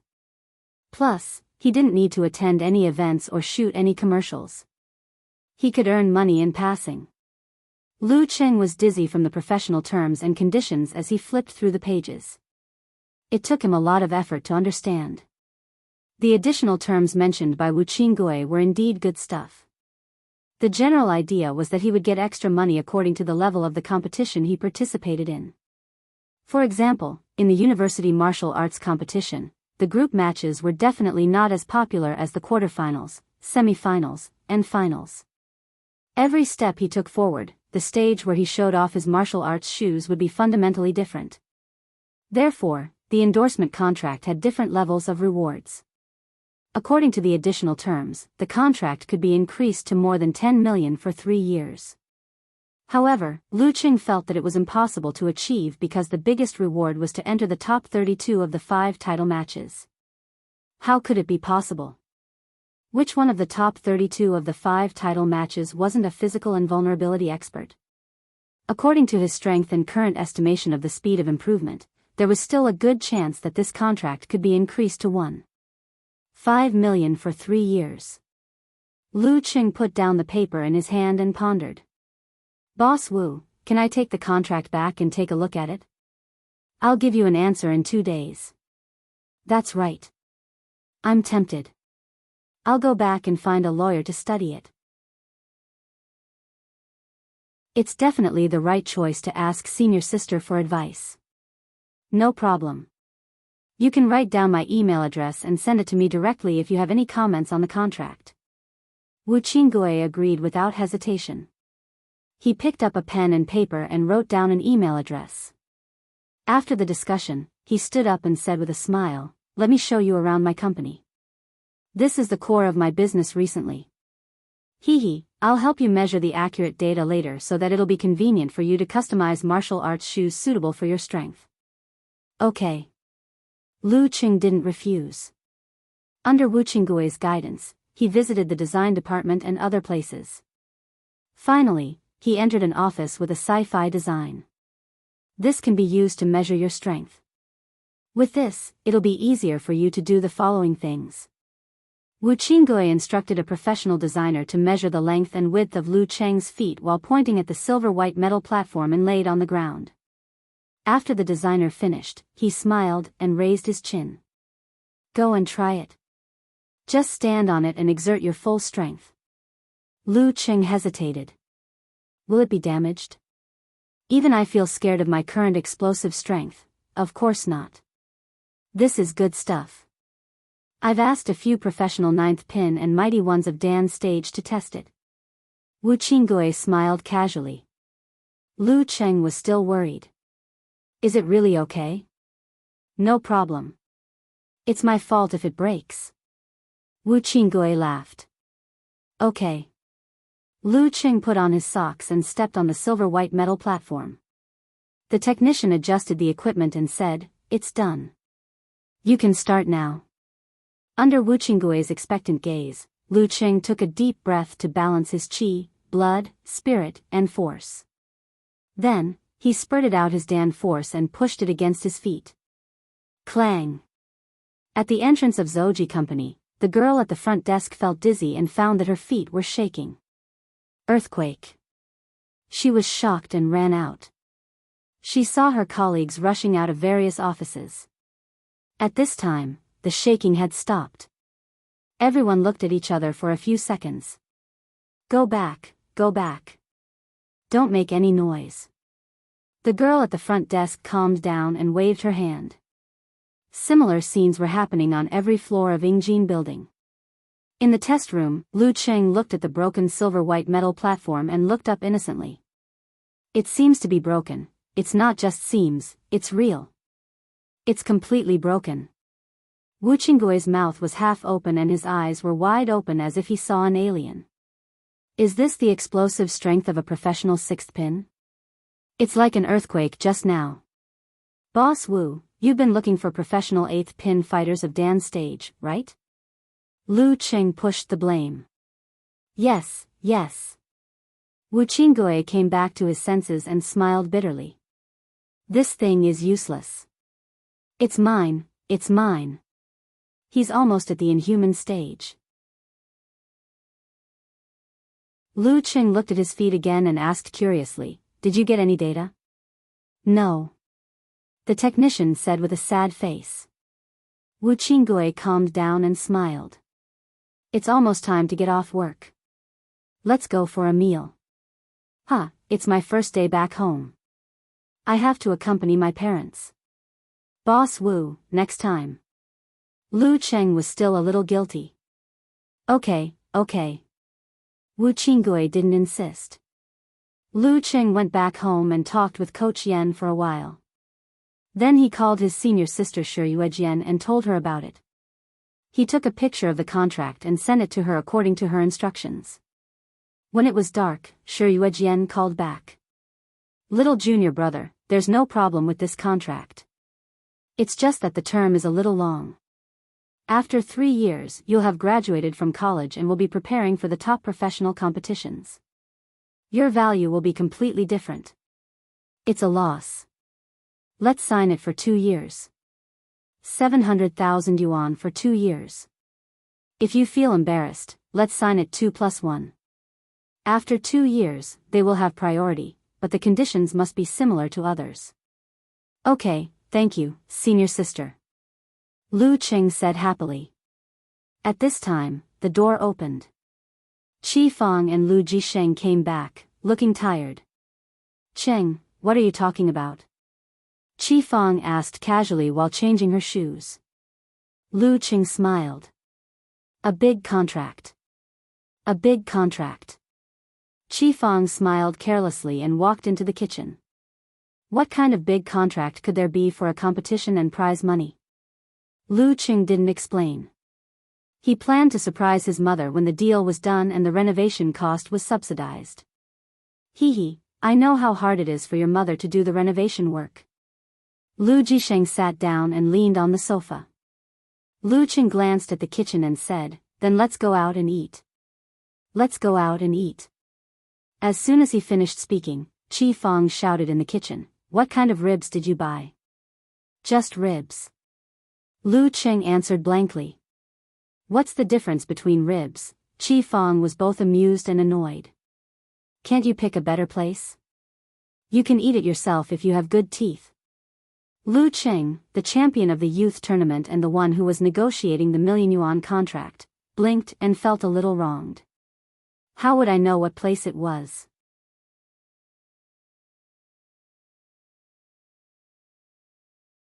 Chapter 350. Ha ha ha ha. Even though I don't understand, I still want to laugh at you. Yenjika replied to Lu Cheng's grievance about the pork ribs. Lu Cheng tilted his head and replied with an emoji of biting a handkerchief, "I came here with such high hopes and expectations, but you, all right. Let's go to the supermarket and buy the best ones." Yenjika replied with a snickering emoji. "Why do I feel like you're still gloating?" Lu Cheng replied with an emoji of touching his chin. Hee hee. Don't mind the details. Yenjika replied with an emoji of a flash of light in her eyes. Just like that, Lu Cheng flirted with Kuan QQ while chatting with his father, Lu Jisheng. He also helped his mother, Chi Fong, while waiting for dinner to come. When it was almost 7 o'clock, Lu Cheng picked up a piece of pork rib, dipped it in sauce, and chewed it off with his excellent teeth. What a delicious pork rib. Why did Mom dislike it? Lu Jisheng thought of something. He put down his chopsticks and took a sip of wine. Cheng, you may have to go back to your hometown to worship your ancestors in a few days. Go back to your hometown to worship your ancestors? Lu Cheng was confused. What did he mean by going back to his hometown? Weren't Grandpa's parents buried in the Zhaoyushan cemetery in the north of the city? Didn't he sweep the graves during the summer vacation? Lu Jisheng looked at his son's expression and chuckled. Go back to your hometown to worship your ancestors? Ah, you haven't been there before. It's in Qingfu. Lening City, Qingfu County. Lu Cheng suddenly understood. Oh. Grandpa's hometown. He didn't think of it as his hometown at all. He was born in Shushan and grew up in Shushan. He spent his first 18 years in Shushan. Shushan was his real and spiritual hometown. The Lu family was not native to Shushan. Lu Debong was born in Qingfu County, Lening City, next door. When he was 20 years old, he came to the factory in Shushan City to recruit workers. From then on, he settled down and started a family. Later, he even brought his parents here. By the time Lu Cheng was born, his great-grandparents had passed away and were buried in the local area. He rarely visited his relatives and neighbors in Qingfu. Lu Debong had gone back to Qingfu twice in the years before and after his retirement. Later, when he got older, he didn't want to travel anymore. That's right. Your grandfather has been dreaming about his childhood a few times recently. He feels like his ancestors are reminding him that it's time to pay his respects. Homesickness. Besides, you're successful now. He definitely wants to pay his respects. Lu Jisheng shook his chopsticks. If I don't settle down in Shushan in the future, will I often remember and dream of this place when I'm old? Lu Cheng was touched by her words and asked himself this question. He felt that the answer was yes, unless he could cut off his entire childhood and most of his teenage years. He could forget those difficult but definitely beautiful times. But now, even if he went out to study for half a year, he would often miss home and Shushan. Well, I really don't have any impression of Qingfu. I'll just take it as a 2-day trip with my grandparents. Lu Cheng shook his head and smiled. He was completely in the dark about his relatives and the situation over there. Chi Fong ate a piece of winter melon and sneered. Your dad doesn't have any impression of it either. He only went back 4 or 5 times. The last time he went back was not long after we got married. Yeah, I only remember there was a river and a grave mountain. When I gave birth to you, I said I would take you back. But I forgot when I was busy. Lu Jisheng chuckled. I heard that they are talking about revising the genealogy. Every family has to pay a lot of money. If they don't pay, they won't let them enter the genealogy. Huh, what kind of society are we living in now? What does it matter if we don't enter the genealogy? He just wants to cheat money. Chi Fong rambled on. Well, the old people really like that. Lu Jisheng didn't care much. So many years had passed since he didn't have a genealogy. Lu Qing listened to them like he was listening to gossip. He planned to search for food or specialties in Qingfu and bring some for his little fairy. If he couldn't, he would try it and take her for a trip. Thinking of this, he was curious about his grandfather's hometown. Lu Qing ate a mouthful of rice and wondered, is the whole family going? There are so many people. It will be troublesome to buy tickets. It should be the whole family. Just rent a few cars and the driver's food and accommodation. Lu Jisheng said slowly. It was obvious that the Lu family had discussed it several times. Okay then. Lu Cheng was relieved and didn't worry about it anymore. At that time, he would just be an accompanying member of the younger generation. He just needed to eat and drink and worship the ancestors. There was no need to worry. After talking about the ancestral worship for a while, Lu Jisheng's phone vibrated several times. He picked it up and said to Chi Fong with a smile, "Old Zhao asked us to have tea and play cards this weekend." Okay. Chi Fong agreed readily. She looked up at Lu Cheng and said, "Your uncle Zhao has been saying that the two families should get together. Since you are on holiday, why don't you come with us this weekend?" Uncle Zhao? Lu Cheng was a little confused. Who is this? Why can't I remember him? Lu Jisheng took a sip of wine and said with a smile, "Haven't you met him? Zhao Zijuan, your dad's childhood friend. His daughter and your brother went on a blind date. Hey, the blind date didn't work out, but we are friends again." Oh, him. Lu Qing thought of the scene when he met Mr. and Mrs. Zhao at Director Xing's house. He didn't know what to say, so he just smiled and said, "It depends. Maybe something will happen. After all, I am the coach of the Shushan preliminaries team. It's winter vacation. What are you busy with?" Chi Fong nagged. "By the way, Fatty Guo also wants to invite us as guests." Humph, why didn't I see him so enthusiastic before? He changed his attitude after seeing you win the youth tournament. Guomin, Lu Jisheng's big boss. That's not it. Lu Qing criticized his mother's judgment. Guomin should have started to change after he recognized him. Hey, Cheng, Fatty Guo always said something about you protecting him. What's the situation? Lu Jisheng frowned and asked. Back then, there was a fugitive who fled to Shushan. Because of my master, I was more familiar with the police, so I was asked to help out. I stayed overnight at the Guo family's house. Lu Qing gave a brief explanation. As expected, Lu Jisheng and Chi Fong didn't think there was anything wrong with it. They both thought that Fatty Guo was really afraid of death and that their son's social circle was getting wider and wider. After dinner, Lu Qing shared all these things with Yan Zhika. The two of them excitedly discussed the specialties and delicacies of Qingfu Mansion and the great ancestors of Qingfu Mansion. Unfortunately, Lu Cheng's family was ordinary and had no illustrious past. However, there was an outstanding person in this generation, the provincial youth tournament champion Lu Cheng. After chatting for a while, Lu Cheng suddenly received a message from Jiang Fei. Cheng, I have something to ask you. Fatty Jiang sent an "I admire you the most" emoji. What is it? Aren't you coming back the day after tomorrow? Lu Cheng asked. Fatty Jiang smiled embarrassedly and said, yes. I just want to ask you what's so fun in Shushan. I have a few classmates coming over to play for 2 days. Lu Cheng laughed and said in the tone of Little Ming, "You are not from Shushan? Why are you asking me?" Hee, I know where the good food is. I like to stay at home. You and Yenjika often go out, so you definitely know where the fun places are. Jiang Fei said shamelessly. Lu Qing snickered and said, I know. We often go to one place. Where? Jiang Fei asked.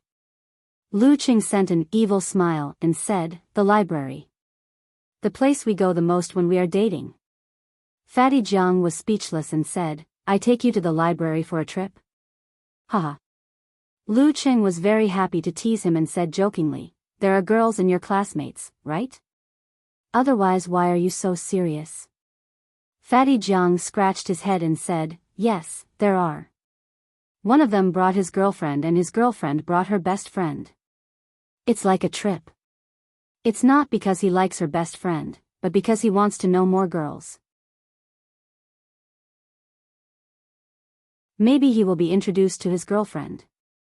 Not bad, very practical. Lu Qing smiled and joked, then take them to Shushan scenic spots. Climb the mountains, visit the temples and Taoist temples. When you come back, show them your specialty and take them to eat and drink. That's it? Jiang Fei asked for confirmation. It's only 2 days. What else do you want? Lu Qing laughed and said, they are probably here for the scenic spots. That's true. Jiang Fei finally made up his mind. The next morning, Lu Qing and Yan Zhika finished their morning exercises and ate breakfast that they had missed for a long time.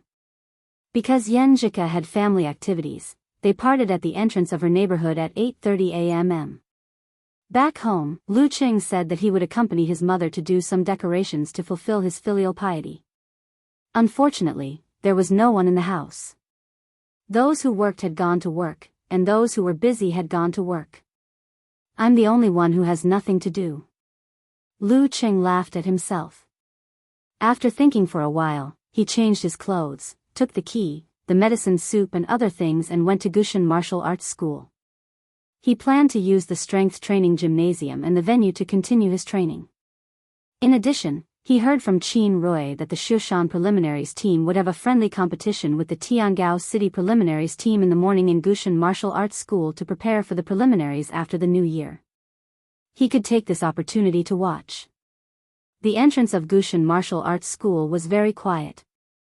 The girls at the front desk were looking inside, as if they were expecting something. Lu Qing didn't greet them and walked in slowly. He saw that several partitions had been removed and a standard competition field was set up in the middle. The disciples of the martial arts school and other spectators sat cross-legged around it, whispering to each other as they watched the fight. Lu Qing bent down and casually patted someone's shoulder, asking him to squeeze to the side to make room for him.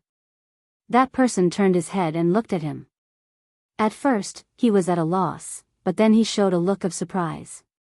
Lu Qing didn't know who he was. He smiled and put a finger to his lips, telling him not to be excited and not to make a sound.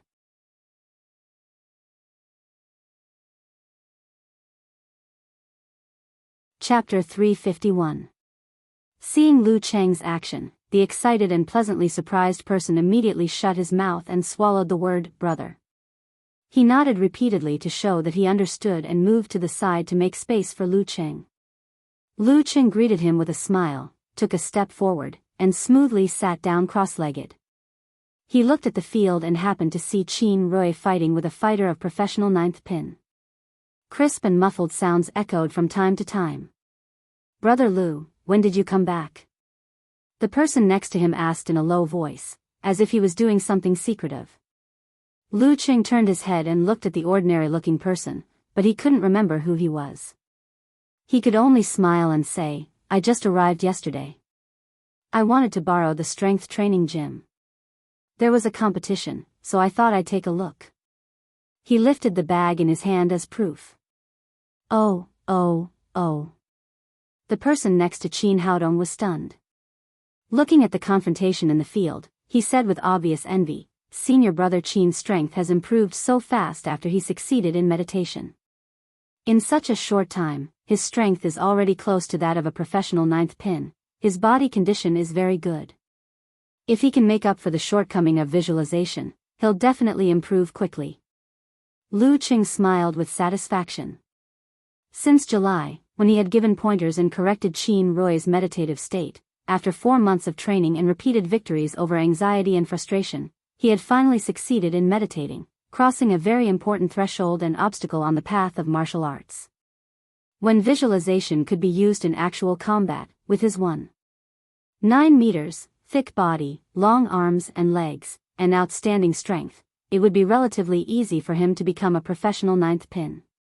The person next to him nodded and said with a flattering smile, "Senior brother Qin can't be compared to you. Will you work part-time in the martial arts club this time?" I want to book a time for personal instruction." If it was yesterday morning, Lu Qing might have agreed. But now he just smiled and said, "There are too many things to do during the winter vacation. I don't have time for part-time work. If you have any questions, it's better to ask Qin Rui directly. If you can't solve it, I'll come over when I'm free after training. There's no need to make it so formal." Last night, he sent his opinion on the modification of the contract to Wu Qinggui and waited for him to confirm it when he came back from his business trip. Good. The person beside him nodded happily. He also knew that it was impossible for Lu Qing, who had entered the 6th pin, to work part-time in the martial arts club. Martial artists who were not rich could not afford to be taught by masters of this level alone. In the center of the field, Qin Rui was fully displaying his strength. He was locked in a battle with the warrior with a mustache. The referee was an old man with gray hair and deep wrinkles. He should be a senior who retired to Shushan. The scenery in Shushan was beautiful, and the air quality was good. Many local martial artists would come back from time to stay for a while when they were old. Amidst the crisp sound, Qin Rui seized an opportunity. Relying on the advantage of his figure, he barely won a move against his opponent. Great! Lu Qing applauded and cheered, just like the other disciples and students of the martial arts club. This was what the so-called melon-eating crowd was like. Yes, Qin Rui's improvement was indeed great, worthy of applause. Qin Rui shook his fist with satisfaction and then saluted to his supporters. He walked to the other side and sat beside Monk Wenguang, accepting his comments and guidance in a low voice. The next round was between Jiang Shuiyan from Tiangao City and Zhou Jingyao from Shushan. Both of them were close to the level of professional ninth pin. Once again, they were evenly matched. At the climax of the battle, Jiang Shuiyan suddenly broke out and made a series of fierce and smooth attacks. She forced Zhou Jingyao to the edge and won the match. Great! Lu Qing applauded again. She was able to perfectly combine fierce and smooth attacks with the control of her body refining state. It was enough to show that she had a good foundation in martial arts. This time, his cheers were no longer as silent as before. Instead, they were abruptly interrupted by the quiet and regretful reaction of the supporters of the martial arts club. His voice clearly echoed around the venue, attracting the attention of many people. Jiang Shuiyan was the first to look over. She was surprised that the audience of Shushan City would applaud for her. The audience here was not the usual kind. They were either disciples and students of the martial arts club or friends and relatives of the contestants. They were the kind of people who would definitely side with their friends and relatives. It was very difficult for them to cheer for the opponent. When their eyes met, she saw a young man who was not very good-looking but clean and pleasing to the eye.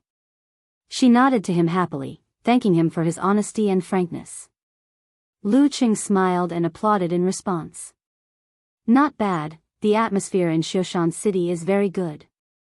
That young man is very straightforward and honest. The martial artists of Tiangao City's preliminaries looked over and whispered to each other happily and excitedly. The disciples and students of the martial arts club were quite surprised. They looked over and saw a familiar figure. All the words in their mouths were swallowed back. Lu Qing. He's back. Chairman Wei Renjia and Qin Rui were surprised at first, then delighted.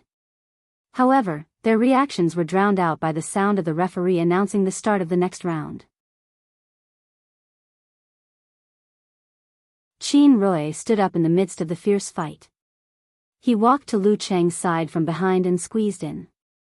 He smiled and said, "You didn't say you were coming yesterday." "My mom abandoned me.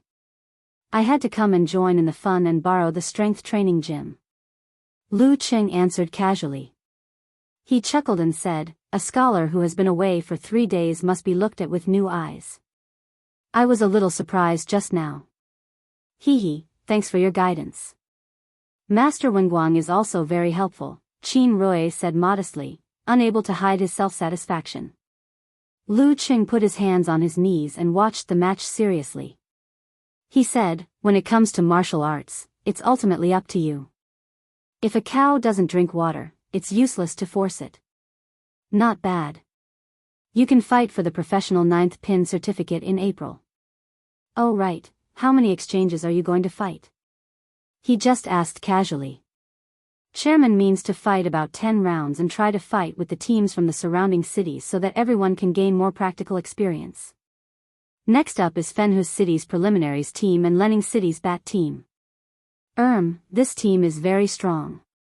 They have a Dan stage fighter and made it to the 2nd stage of the preliminaries last year. Unfortunately, compared to the teams from the provinces with strong martial arts, they're much weaker and didn't make it to the next stage. Qin Rui said excitedly. Okay. Lu Qing didn't pay much attention and just took it as a casual chat. The exchange was different from the official competition. This time, there were a total of 8 rounds. The main force and substitutes of both sides were given the opportunity to fight in pairs. No matter who won or lost, they would leave the arena.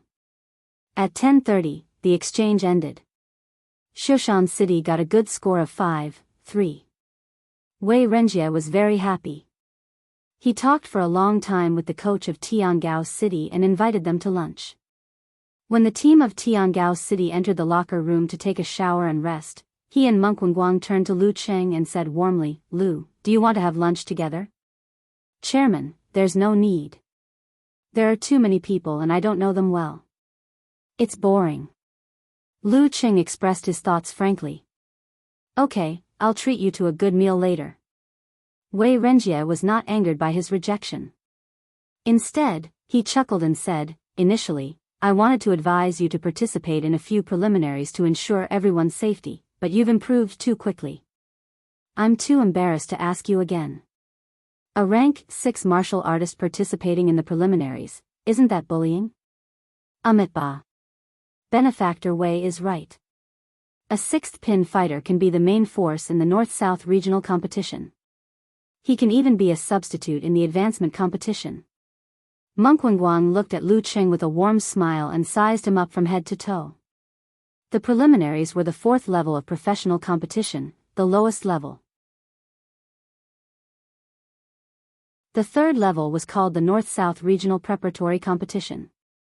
In this level, the clubs or teams of the upper middle level usually had a high-ranked Inhuman Dan stage fighter as the main force and a 6th pin or 7th pin fighter as the main force. In the 2nd level of the advancement competition, the forces of the upper middle level had no or only one physical invulnerability expert. They had an Inhuman as the main force and a 6th pin or 7th pin fighter as the substitute. In other words, even if Lu Qing graduated now, he wouldn't have to worry about not having a place to stay. Lu Qing was a little scared by Monk Wenguang's weird look. He laughed dryly and said, I'd better focus on the university martial arts competition first. After a few words of greeting, he said goodbye and went upstairs to the strength training gymnasium. Qin Rui followed him and asked with concern, what are you going to do for lunch? Do you want me to pack something for you? No, I'll just have a meal nearby. I still have to continue my training later. Lu Qing shook his hand. You still have training in the afternoon? Qin Rui asked in surprise. It's fine anyway. Lu Qing sighed and laughed in a low voice. Peng Liyun is not that easy to catch up with. Peng Liyun is not that easy to catch up with. Qin Rui listened in a daze. Watching Lu Cheng's back disappear at the entrance of the stairs, he suddenly felt that his previous complacency was not worth mentioning. Cheng is already sprinting to the top of his age group in the country.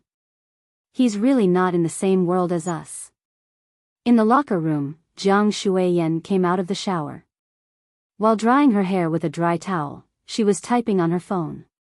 Sister Shuiyan, you fought really well today. Huang Bing, the substitute player, gave her a thumbs up. Yeah, the audience in Shoshan was shocked.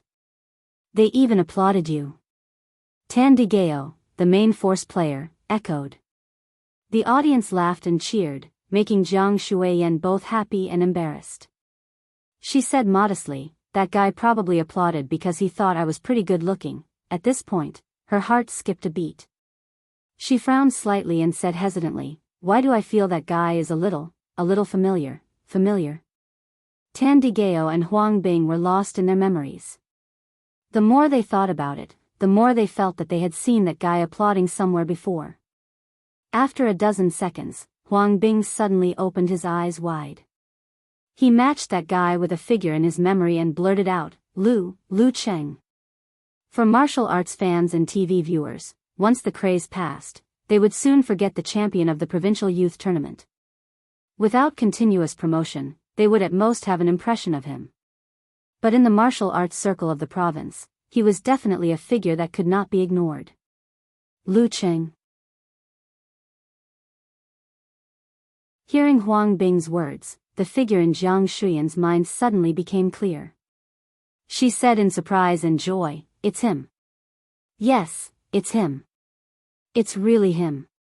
He actually watched such a low-level competition." Lu Cheng.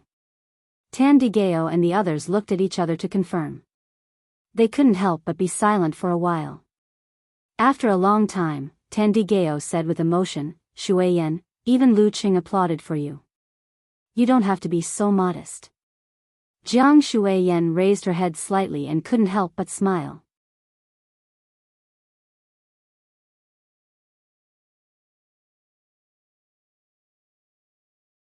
Chapter 352.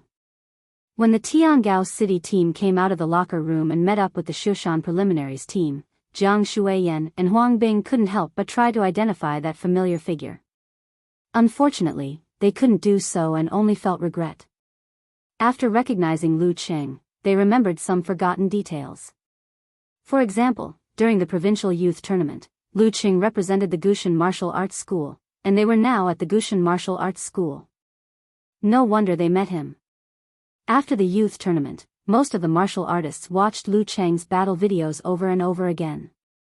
Except for a few who had turned into fans, no one would watch videos related to the tournament over and over again. Primates tend to forget things that aren't that important at an alarming rate. Of course, if Shushan had directly displayed the words Gushan Martial Arts School when they had first confirmed the schedule of the friendly competition, it would not have been difficult for Jiang Shuiyan and the others to notice and make the connection. However, they had only been led here after arriving in the city. Some of the contestants had not even seen the signboard of the martial arts school clearly. As for the martial artists who had recognized the words, most of their attention was focused on the upcoming competition. The content of the signboard was almost gone. They only casually said, "Oh, Gushan Martial Arts School." Jiang Shuiyan was a little disappointed that Lu Cheng didn't appear. But when she glanced over, she found Monk Wenguang holding a mobile phone and using his index finger to poke and draw something. He seemed to be having a hard time. For some reason, she felt that the scene of a monk holding a modern technology was very strange. So she turned her head and smiled. "Master, do you need help? I'm the best at teaching the elderly to use mobile phones." The moment Jiang Shuiyan turned her head, Monk Wenguang pressed his finger and locked the screen. Then he smiled and said, "Donor Jiang, thank you. I'm just writing an email. I don't need any help." Wow, he knows how to write an email with a mobile phone. Jiang Shuiyan smiled secretly and praised him from the bottom of her heart. "Master, you really keep up with the times." Ba. If I don't go to hell, who will?" Monk Wenguang put his palms together and replied with a smile. "Swordsman. Swordsman. Swordsman." In the inner disciples' strength training room, a deep ancient sound kept reverberating, as if a mysterious feeling had connected the heaven and earth. With an empty thermos behind him, Lu Cheng stood still and hugged a mercury lead ball with both hands. He let it fall gently and roll slowly with a rhythm. Using external pressure and subtle feeling, he worked with the tempering and nourishing of his body and spirit. This was the swordsman formula that the Queen of Thought, Fei Dan, had created.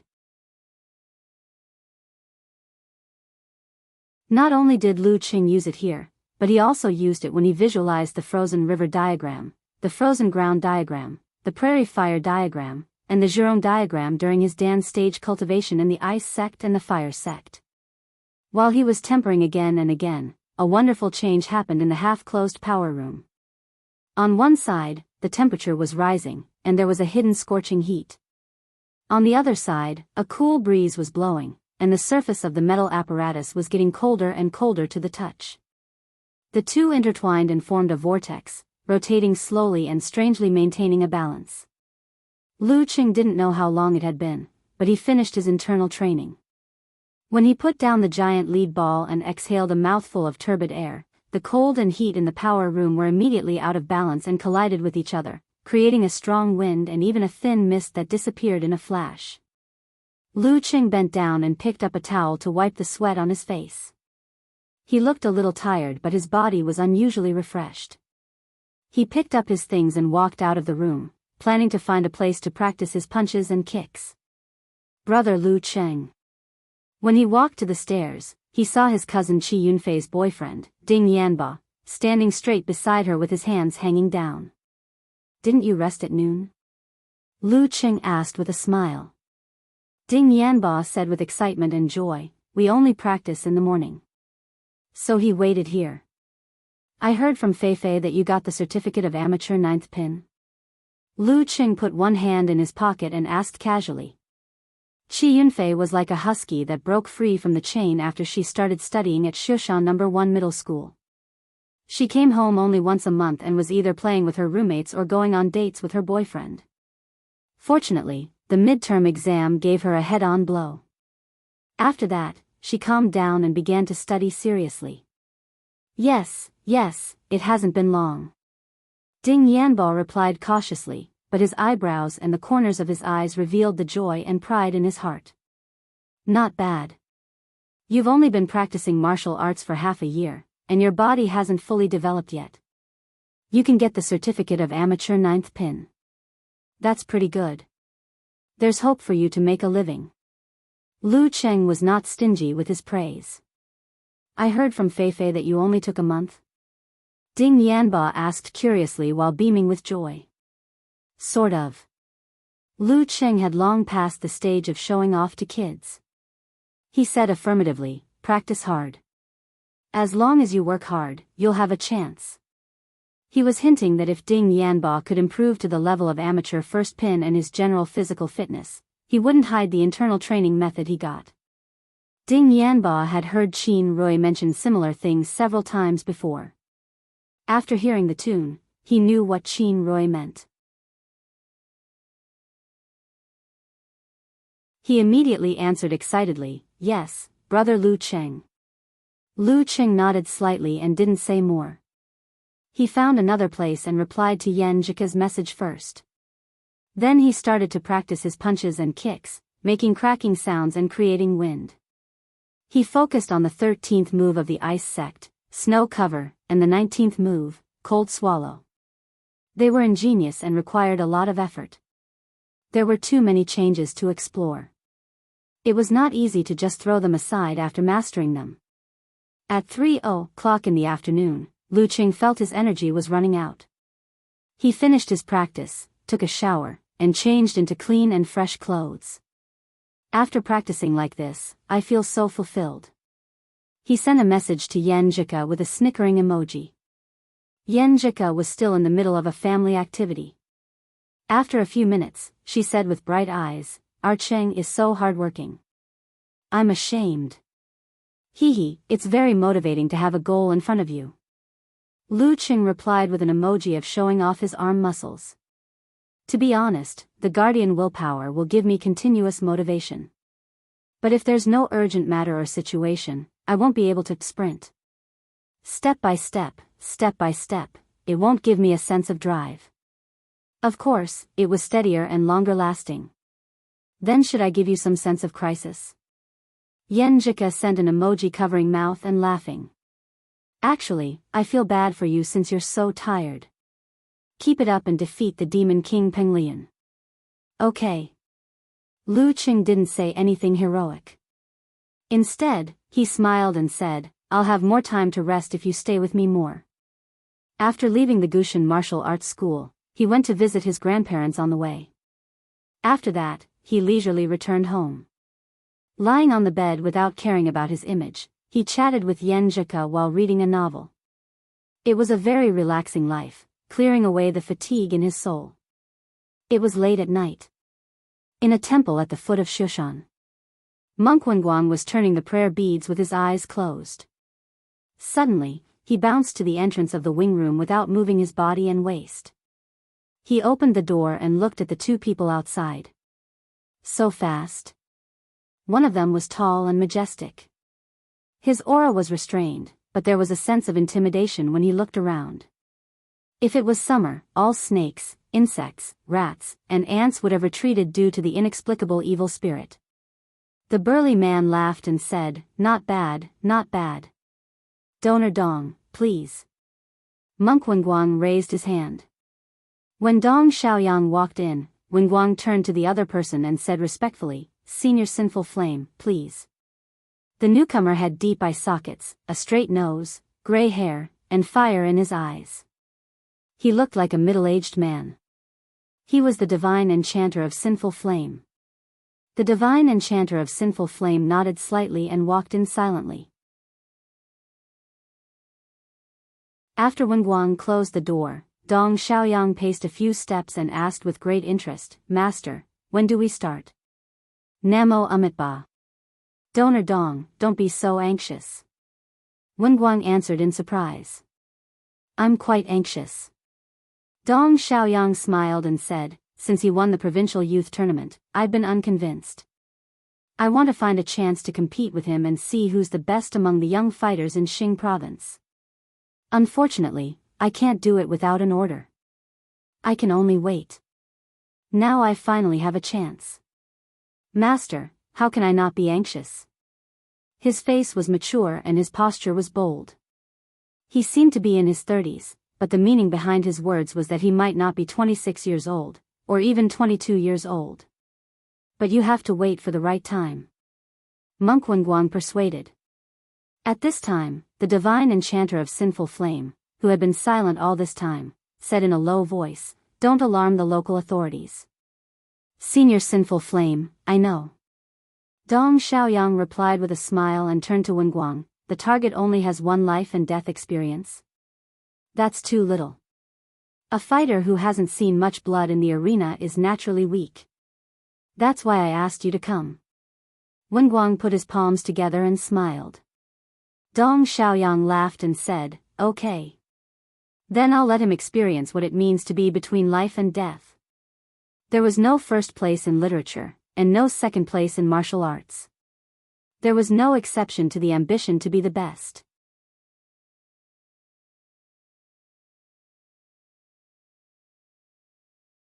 Chapter 353. Humph. How dare you eat grilled eggplant behind my back? At 9 p.m., Lu Qing took out his phone at the entrance of Old Lu Barbecue and saw the message from Yan Zhika a few minutes ago. Lu Qing smiled unconsciously. "It's Qin Roy's treat.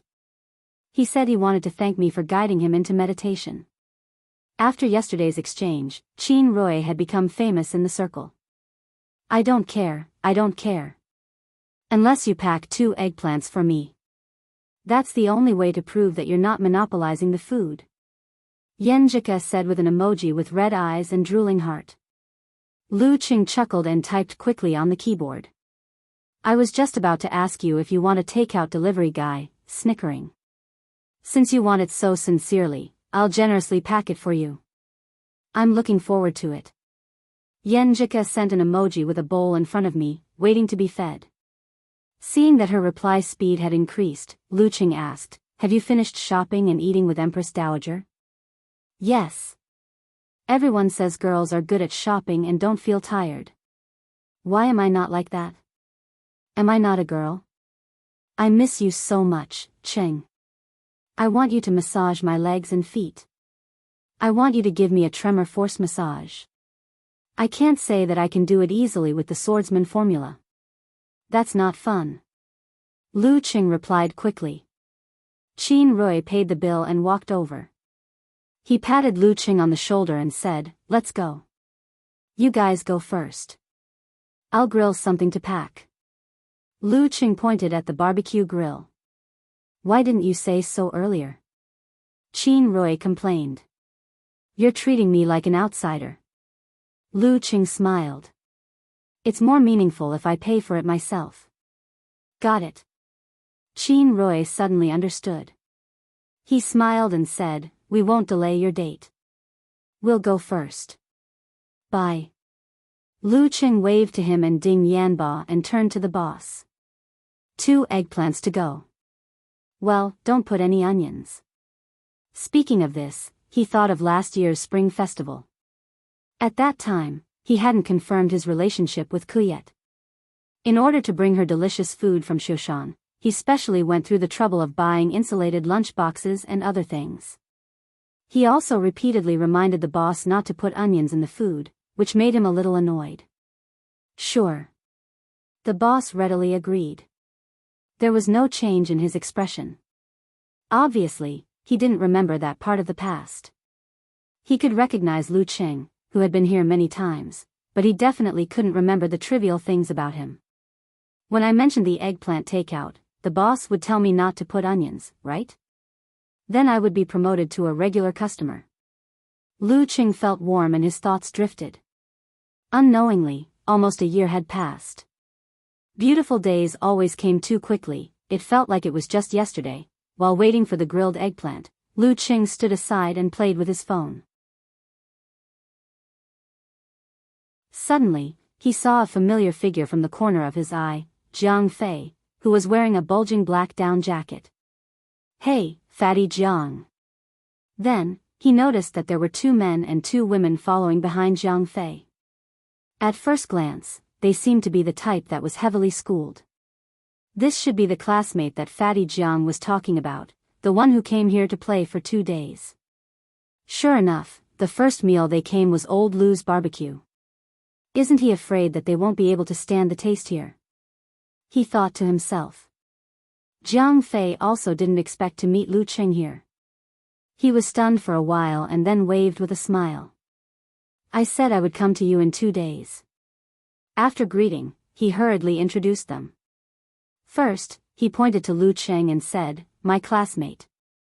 Then, he gestured to the back and said, "My classmate." Speaking of this, he was amused. What kind of introduction is this? He hurriedly laughed and said, "High school classmate, college classmate." "Hello." Jiang Fei's college classmates greeted politely. "Welcome to Shushan." Lu Qing said politely. He didn't pay much attention to the appearance of the 2 men and 2 women. He only felt that their clothes were more fashionable than those in a small place like Shushan. Jiang Fei glanced inside and said casually, "What a coincidence. Qing, let's eat together." "I've eaten. I'm waiting for my leader's grilled eggplant." Lu Qing chuckled. "Your leader."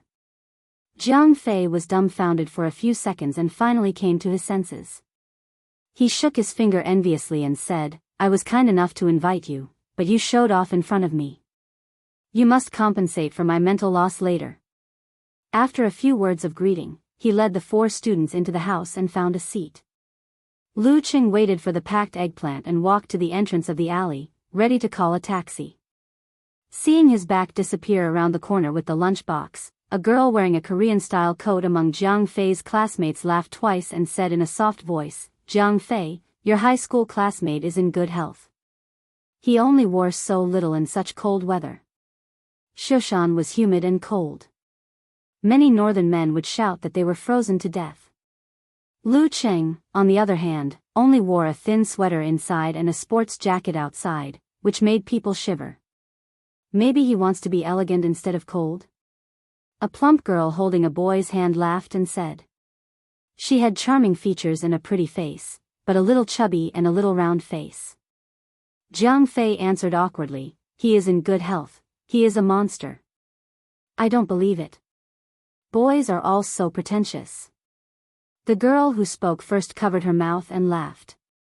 Her voice was much better than her appearance. She didn't continue the topic and said, "My cousin is like this. He doesn't wear a sweater in winter and only wears a down jacket. As a result, he has chilblains on both hands, feet, and ears. He is so pitiful. Seeing that they didn't continue to talk about Lu Qing, Jiang Fei didn't bother to explain. He chatted with them and urged them to eat the skewers. Outside the alley, the dim lights on the side of the road formed a sharp contrast with the darkness inside, as if they were in a different world. Just at this moment, Lu Qing heard a faint shout, "Help!" With a swoosh, Lu Qing turned his head to look at the source of the sound. He saw that the walls were in tatters and most of them had collapsed. Inside the walls, there were weeds and scattered bricks. They clustered around an abandoned 6-story building. On the side of the 6-story building, there were several large red words, "To demolish," written on it. "Help!" A woman's voice came from inside, containing strong fear and panic. Lu Qing didn't hesitate. He bravely changed his direction and carefully jumped over the hole in the wall. He quickly ran to the building that was to be demolished. He planned to be a good Samaritan. For him, the criminals that he met every day were nothing. "Help!" The woman's voice sounded like she was crying. Lu Qing identified the location and came to the first floor where the windows were all broken. He jumped into the air. He pressed and pulled with his right hand and flipped to the second floor. He rushed to the place where the voice came from as fast as he could. While running, he suddenly had an indescribable subtle feeling in his heart. All the hair on his body stood on end. Without thinking, Lu Qing stopped and gathered his qi, blood, force, and spirit in his lower abdomen. Bang! At this moment, the wall on the side in front of him suddenly collapsed. Bricks and stones flew and hit him like bullets in the smoke. The sky was full of flowers, and every drop was fatal. He could block some of them, but not all of them. He could dodge some of them, but not all of them. What was even more frightening was that behind the flying bricks and stones, a majestic figure broke through the wall and bent down.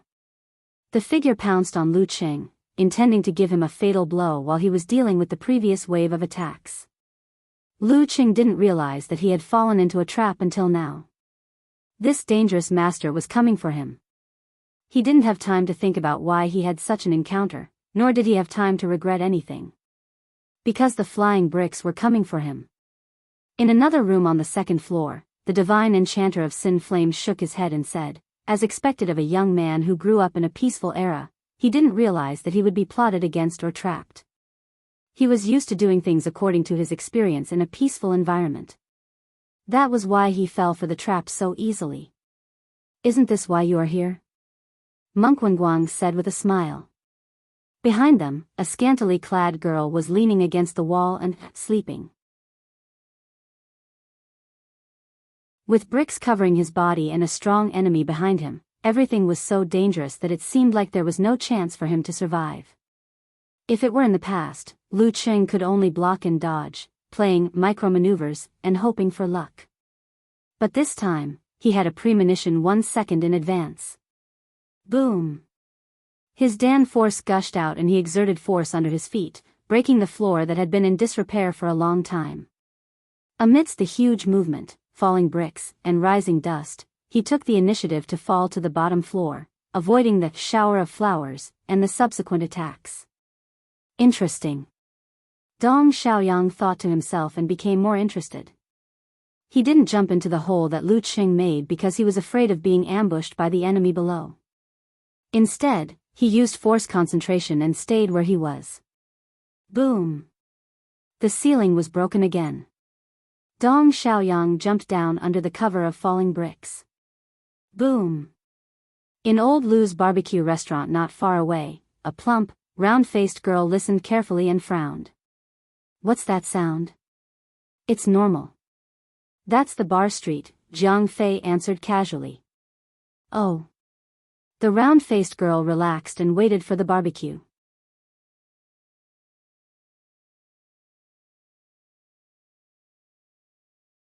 Chapter 354. Bang! Bang! Bang! The falling bricks smashed into the ground, stirring up more smoke. All of this was like a scene from a movie, playing in front of Lu Cheng in a surreal state. He smelled danger that could disappear at any time in the future. The figure with the murderous intent was definitely a very powerful enemy. If he was alone, he would die on the spot if he made a slight mistake, not to mention that he might have other helpers. He was really surrounded by enemies, swaying in the wind and rain.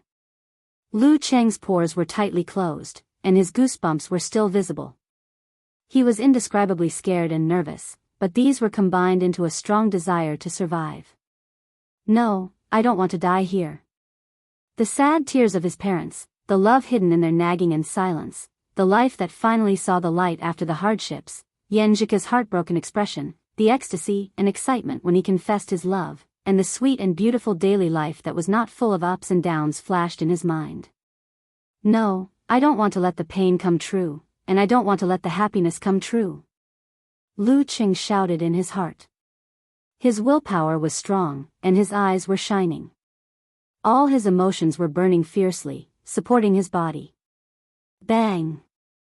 The lunchbox with the roasted eggplant flew out of the glassless window in an arc boom.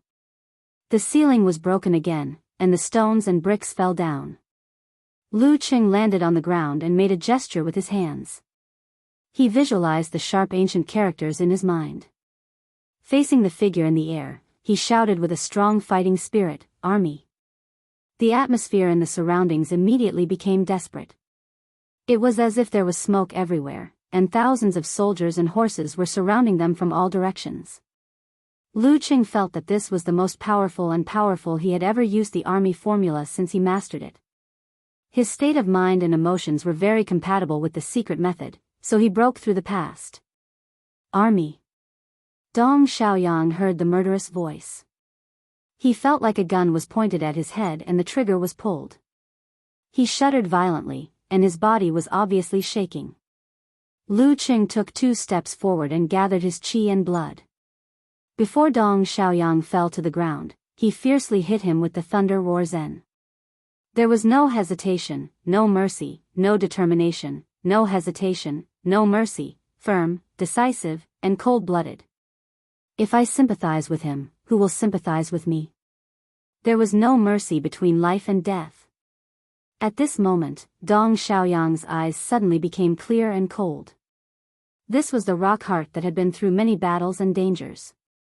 It had a strong resistance to the army formula. What a joke! Where were you when I led my team into the enemy's territory, into the dragon's pool, and beheaded the enemy's general at the brink of death? What a joke! Where were you when I met the fierce killer on a narrow path and killed him by a hair's breadth? How could a martial artist who had only seen blood once display the true essence of that secret technique? What I've experienced is something you can't even imagine. Using such a secret technique on me is like showing off your slight skill in front of an expert. Dong Xiaoyang suddenly curled up his body in midair, condensing his qi, blood, spirit, and strength into a single point. Pa! He turned his body halfway and swung his swollen right arm at Lu Cheng, using the momentum of his fall and the power of the dance stage to punch his greenish-black fist with bulging veins. Just as the 2 fists were about to collide, Dong Xiaoyang completed a strange visualization, causing the surging force to strangely shrink at the fist area. The contraction followed by the explosion surged out like crazy waves. Bam! A muffled sound echoed in the room of dozens of square meters. Lu Cheng's fist was slightly painful and his arm was trembling. He was forced to step back by the strange double explosion. 1 step, 2 steps, he couldn't control himself and hit the wall with a bang. This was a 6-story residential building that was to be demolished. It was made up of many apartments and the layout was not spacious enough. There were walls everywhere. Fighting here was like fighting in someone else's living room or bedroom. Even the slightest stretch would lead to obstacles. Boom! Lu Cheng's back tightened and broke through the load-bearing wall, falling into another room. He knew he was at a disadvantage and the situation was extremely critical. However, the ice mirror had been formed.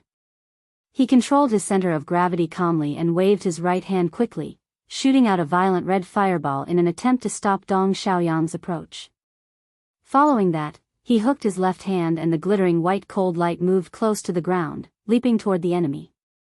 The top, middle, and bottom paths were all sealed off. Bam! The lunchbox with the roasted eggplant outside the window had just fallen to the ground. Dong Xiaoyang was slightly affected by the thunder roar zen and slightly swayed in the air. However, as soon as his feet touched the ground, he strode forward to catch up with Lu Qing, not giving him a chance to stabilize the situation. After one step, he saw the red light reflected in his eyes and saw the fireball flying toward him. Dong Xiaoyang bounced his back and swayed his center of gravity. His footwork was disorderly and smoothly turned into an arc, bypassing the attack of ice and fire from the side. Boom! The flame exploded and the cold light leaped. He broke through the wall and broke into the room that Lu Qing fell into. He was really imposing. Bam! Bam! Bam! The load-bearing wall behind him collapsed completely, turning into a pile of messy stones. At this time, Lu Qing had already stabilized his stance. Instead of retreating, he took a step forward and rushed to the enemy's side. Between life and death, the brave one wins. His eyes flashed and his mind was filled with white snow. He flicked his wrists and elbows, aiming at 7 places on Dong Xiaoyang's body. At the same time, the cold light spread out from his shaking fists, creating a fog of ice crystals that blocked Dong Xiaoyang's vision. The ice crystals kept vibrating, converging into a buzzing sound that interfered with the enemy's hearing. The 13th move of the ice sect, snow cover. In such an environment, Lu Qing, who had not yet released the strength in his hands, suddenly clamped his tailbone, straightened his legs, and silently kicked out with his right foot towards the enemy's ankle joint. Dong Xiaoyang seemed to have anticipated this. He put his arms in front of him, bulged his thighs, and kicked back fiercely with his left foot.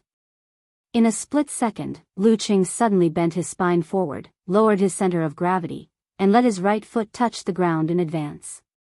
After touching the ground, he forcibly dragged his body to the side of the enemy, creating a perfect opportunity the moment Dong Xiaoyang kicked out his left foot. This was the application of the 19th move of the ice sect, cold swallow. Lu Qing incorporated the technique of this move into snow cover to form a combo attack, which was equivalent to a combination of the 2 moves. After losing to Peng Liyun, his hard work and attempts were not in vain. This was the result of his hard work. He had reached a higher level and followed his heart without breaking the rules. In his mind, he visualized a frozen river and shaking thunderclouds. Lu Qing was neither happy nor anxious. He raised his right arm high, clenched his fist, and punched down. Simplified physical invulnerability move, severe warning. The distance was too close. Dong Xiaoyang's left foot missed, and he was suddenly in a precarious situation. He had lost his previous advantage and was in an extremely dangerous situation. Facing this situation, he did not despair nor panic. He immediately gathered all his strength and let the danqi erupt above his spine. Bam! His spine bent like a hard bow, dragging his body to the back. With a bang, he knocked down another load-bearing wall. Lu Qing did not feel depressed when he missed the severe warning. Full of fighting spirit and unusual calmness, he swayed his center of gravity and pounced on the enemy who had not yet fallen to the ground. He spurted out his danqi and shortened most of the distance between them. He was about to catch up. Monk Wenguang carried the sleeping girl and moved to another position with the divine enchanter of Sin Flame. He sighed in a low voice, he really has a talent for fighting. Senior, please cover your voice. Don't attract the attention of others. Okay. The divine enchanter of Sin Flame nodded slightly. After knocking down the wall, Dong Xiaoyang regained his balance in midair with the help of the force. Looking at Lu Qing, who was closing in on him in a flash, he suddenly hid his eyes and let his eyes be filled with a terrifying white.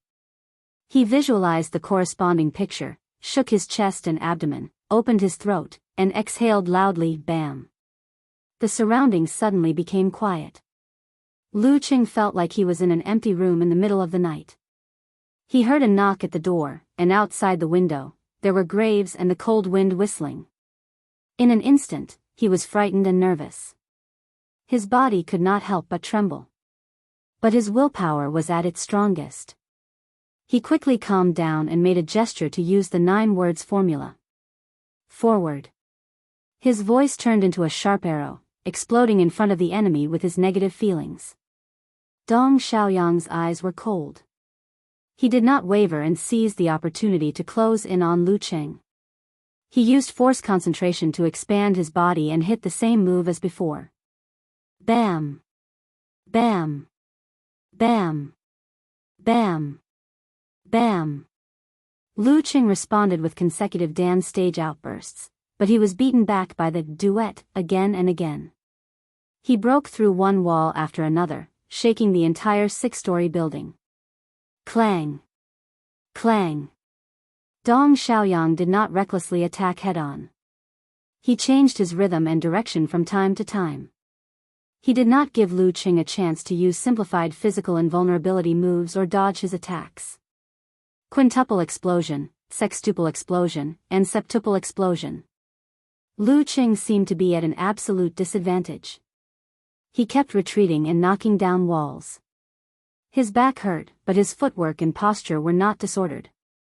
Relying on the sensing ability of the ice mirror, he always detected the enemy's attack in advance and blocked the enemy's attack.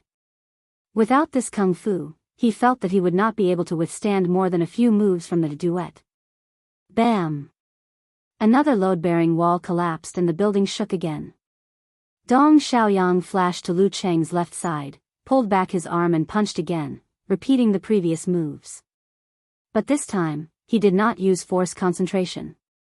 Instead, he visualized 2 pictures, flame condensation and infusion explosion. Simplified physical invulnerability move, internal explosion. When the punch hit, the force would explode in the enemy's body. His previous duet attack was not a fake move. It was not an attack to paralyze Lu Qing or to cover up the use of this move. In a life and death situation, there was no such thing as a complicated and long-term plan. There was only a flash of inspiration and the right time because there were too many variables. Dong Xiaoyang's arm muscles undulated as he threw out a punch. He was expecting Lu Qing to subconsciously parry his attack like he had done so many times before. If Lu Qing was aware of it, he could force Lu Qing to dodge and create an opportunity for him to follow up with a series of attacks. Lu Qing's heart was like an ice mirror, reflecting the surroundings. He sensed that Dong Xiaoyang did not withdraw his qi, blood, and force at close range. No. Lu Qing tensed up and his hair stood on end. He grasped a few thoughts that flashed through his mind. Without hesitation, he exerted force on his feet and leaped into the air. This move was the standard way to die in the challenge tournament, unless one had the supernatural ability to fly or was close to the physical invulnerability state. But in today's environment, Lu Qing was not in a hurry to fall and could not change his direction. Crack. He jumped close to the ceiling and stretched out his hands. His 10 fingers clenched into the stone and hung in the air. Then he used force concentration. With his fingers as a fulcrum, he bounced back and leaped backward like a gymnast. His feet kicked the ceiling, as if he was going to use the rebound force to attack. Below, Dong Xiaoyang could almost foresee what would happen if he changed direction forcibly and jumped up to give Lu Qing an internal explosion punch in the air. In that case, Lu Qing would change direction and land on the ground from another position.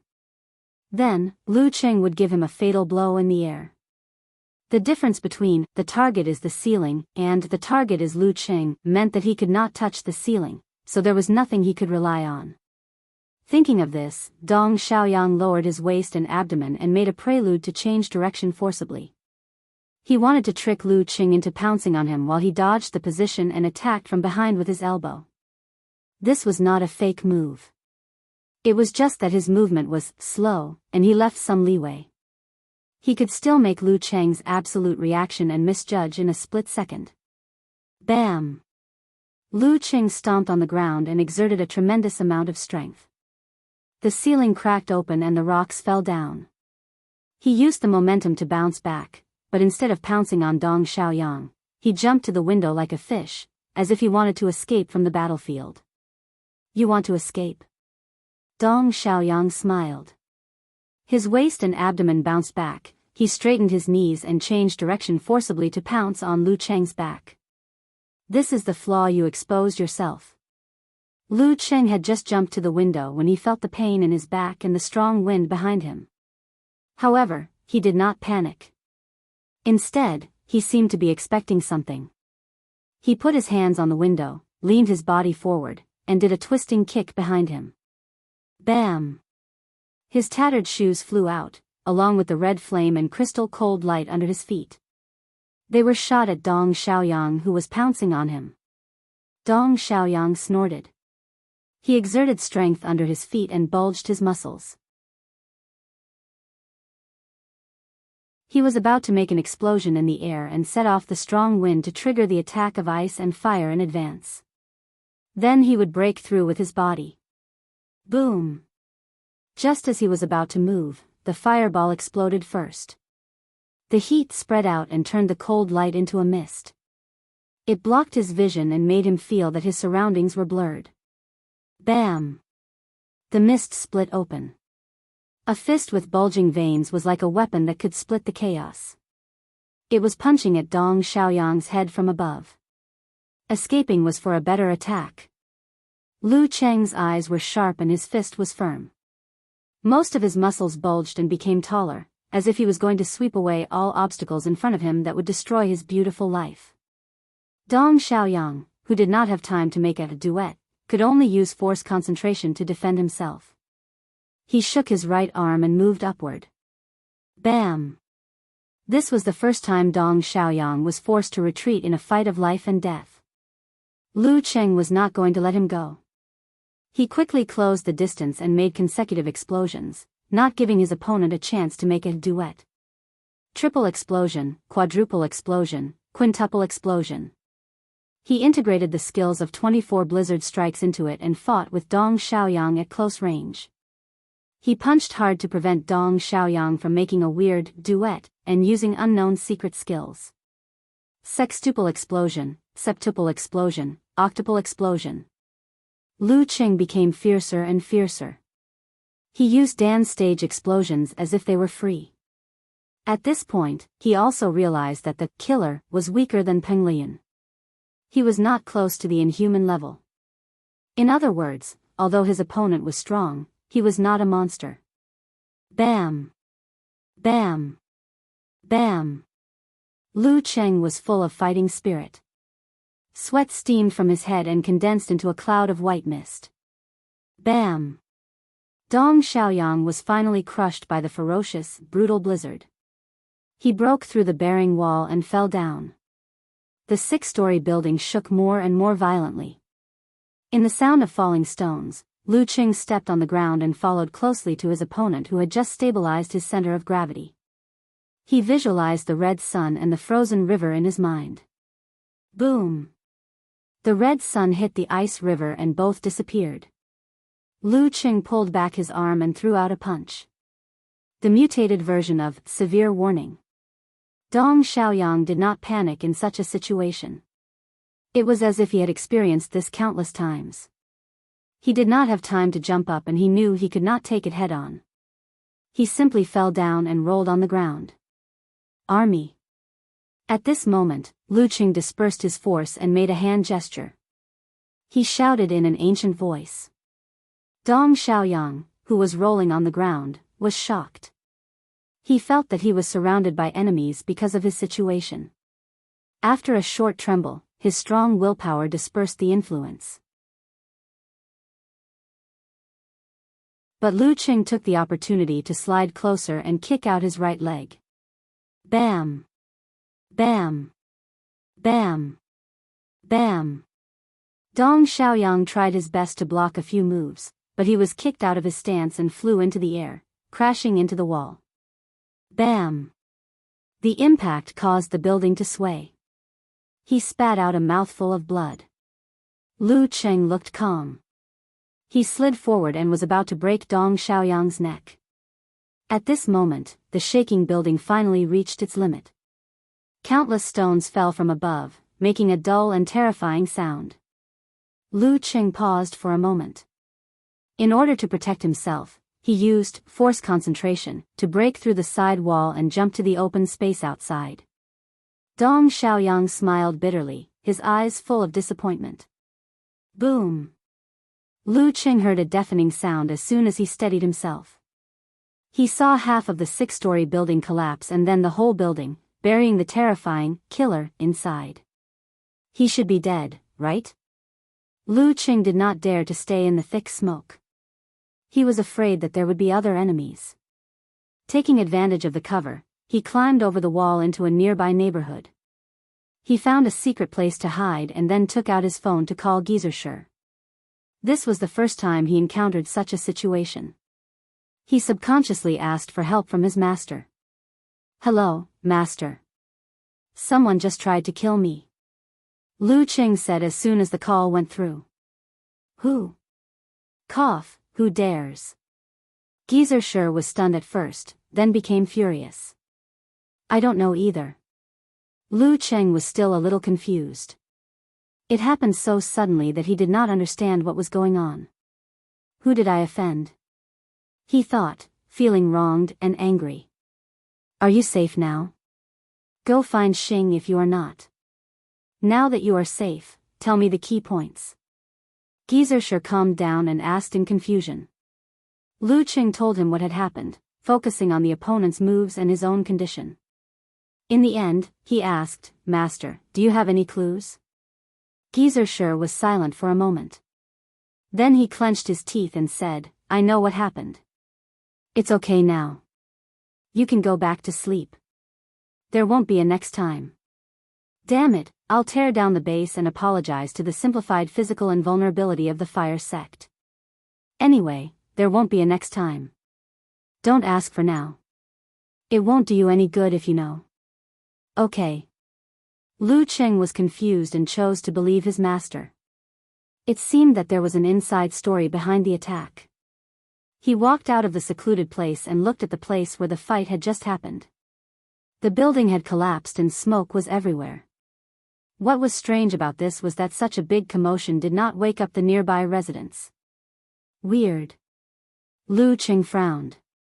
He thought for a while and called Yenjika. "Qing, you're here?" the girl asked happily. "No, I ran into a situation. Can you bring me a pair of pants?"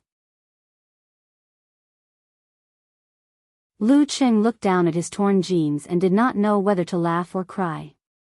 It was not a competition, so he did not wear a martial arts suit. The tight pants were destroyed by the force of the dance stage and soon became unshaped. Yenjika was confused. After the barbecue, Zhang Fei led the 4 students to the entrance of the alley and planned to drive around. As they walked, the girl in the Korean coat suddenly exclaimed and pointed to the side. "Isn't there a building there?" The plump girl with a round face looked over and saw the ruins inside the wall. She was also confused. "Yeah, I saw it too. It was there before the barbecue. Why did it collapse? Why did it collapse?"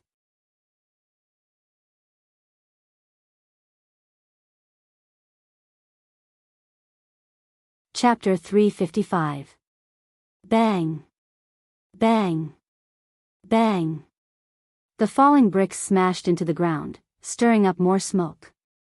All of this was like a scene from a movie, playing in front of Lu Qing in an unreal state. He smelled danger that could disappear at any time in the future. The figure with the murderous intent was definitely a very powerful enemy. If he was alone, he would die on the spot if he made a slight mistake, not to mention that he might have other helpers. He was really surrounded by enemies, swaying in the wind and rain. Lu Cheng's pores were tightly closed, and his goosebumps were still visible. He was indescribably scared and nervous, but these were combined into a strong desire to survive. "No, I don't want to die here." The sad tears of his parents, the love hidden in their nagging and silence, the life that finally saw the light after the hardships, Yenjika's heartbroken expression, the ecstasy and excitement when he confessed his love, and the sweet and beautiful daily life that was not full of ups and downs flashed in his mind. No, I don't want to let the pain come true, and I don't want to let the happiness come true. Lu Qing shouted in his heart. His willpower was strong, and his eyes were shining. All his emotions were burning fiercely, supporting his body. Bang! The lunchbox with the roasted eggplant flew out of the glassless window in an arc boom. The ceiling was broken again, and the stones and bricks fell down. Lu Qing landed on the ground and made a gesture with his hands. He visualized the sharp ancient characters in his mind. Facing the figure in the air, he shouted with a strong fighting spirit, "Army!" The atmosphere and the surroundings immediately became desperate. It was as if there was smoke everywhere, and thousands of soldiers and horses were surrounding them from all directions. Lu Qing felt that this was the most powerful he had ever used the army formula since he mastered it. His state of mind and emotions were very compatible with the secret method, so he broke through the past. "Army!" Dong Xiaoyang heard the murderous voice. He felt like a gun was pointed at his head and the trigger was pulled. He shuddered violently, and his body was obviously shaking. Lu Qing took 2 steps forward and gathered his qi and blood. Before Dong Xiaoyang fell to the ground, he fiercely hit him with the thunder roar Zen. There was no hesitation, no mercy, no determination, no hesitation, no mercy, firm, decisive, and cold-blooded. If I sympathize with him, who will sympathize with me? There was no mercy between life and death. At this moment, Dong Xiaoyang's eyes suddenly became clear and cold. This was the rock heart that had been through many battles and dangers. It had a strong resistance to the army formula. What a joke! Where were you when I led my team into the enemy's territory, into the dragon's pool, and beheaded the enemy's general at the brink of death? What a joke! Where were you when I met the fierce killer on a narrow path and killed him by a hair's breadth? How could a martial artist who had only seen blood once display the true essence of that secret technique? What I've experienced is something you can't even imagine. Using such a secret technique on me is like showing off your slight skill in front of an expert. Dong Xiaoyang suddenly curled up his body in midair, condensing his qi, blood, spirit, and strength into a single point. Pa! He turned his body halfway and swung his swollen right arm at Lu Qing, using the momentum of his fall and the power of the dance stage to punch his greenish-black fist with bulging veins. Just as the 2 fists were about to collide, Dong Xiaoyang completed a strange visualization, causing the surging force to strangely shrink at the fist again. The contraction followed by the explosion surged out like crazy waves. Bam! A muffled sound echoed in the room of dozens of square meters. Lu Qing's fist was slightly painful and his arm was trembling. He was forced to take a few steps back by the strange double explosion. 1 step, 2 steps, he couldn't control himself and hit the wall with a bang. This was a 6-story residential building that was to be demolished. It was made up of many apartments. The layout was not spacious enough and there were walls everywhere. Fighting here was like fighting in someone else's living room or bedroom. Even the slightest stretch would lead to obstacles. Boom! Lu Qing's back tightened and broke through the load-bearing wall, falling into another room. He knew he was at a disadvantage and the situation was extremely critical. However, the ice mirror had been formed. He controlled his center of gravity calmly and waved his right hand quickly, shooting out a violent red fireball in an attempt to stop Dong Xiaoyang's approach. Following that, he hooked his left hand and the glittering white cold light moved close to the ground, leaping toward the enemy. The top, middle, and bottom paths were all sealed off. Bam! The lunchbox with the roasted eggplant outside the window had just fallen to the ground. Dong Xiaoyang was slightly affected by the thunder roar Zen and slightly swayed in the air. However, as soon as his feet touched the ground, he strode forward to catch up with Lu Qing, not giving him a chance to stabilize the situation. After 1 step, he saw the red light reflected in his eyes and saw the fireball flying toward him. Dong Xiaoyang bounced his back and swayed his center of gravity. His footwork was disorderly and smoothly turned into an arc, bypassing the attack of ice and fire from the side. Boom! The flame exploded and the cold light leaped. He broke through the wall and broke into the room that Lu Qing fell into. He was really imposing. Bam! Bam! Bam! The load-bearing wall behind him collapsed completely and turned into a pile of messy stones. At this time, Lu Qing had stabilized his stance. Instead of retreating, he took a step forward and rushed to the enemy's side. Between life and death, the brave one wins. His eyes flashed and his mind was filled with white snow. He flicked his wrists and elbows, aiming at 7 places on Dong Xiaoyang's body. At the same time, the cold light spread out from his shaking fists, creating a fog made of ice crystals that blocked Dong Xiaoyang's vision. The ice crystals kept vibrating, converging into a buzzing sound that interfered with the enemy's hearing. The 13th move of the ice sect, snow cover. In such an environment, Lu Qing, who had not yet released the strength in his hands, suddenly clamped his tailbone, straightened his legs, and silently kicked out with his right foot towards the enemy's ankle joint. Dong Xiaoyang seemed to have anticipated this. He put his arms in front of him, bulged his thighs, and kicked back fiercely with his left foot.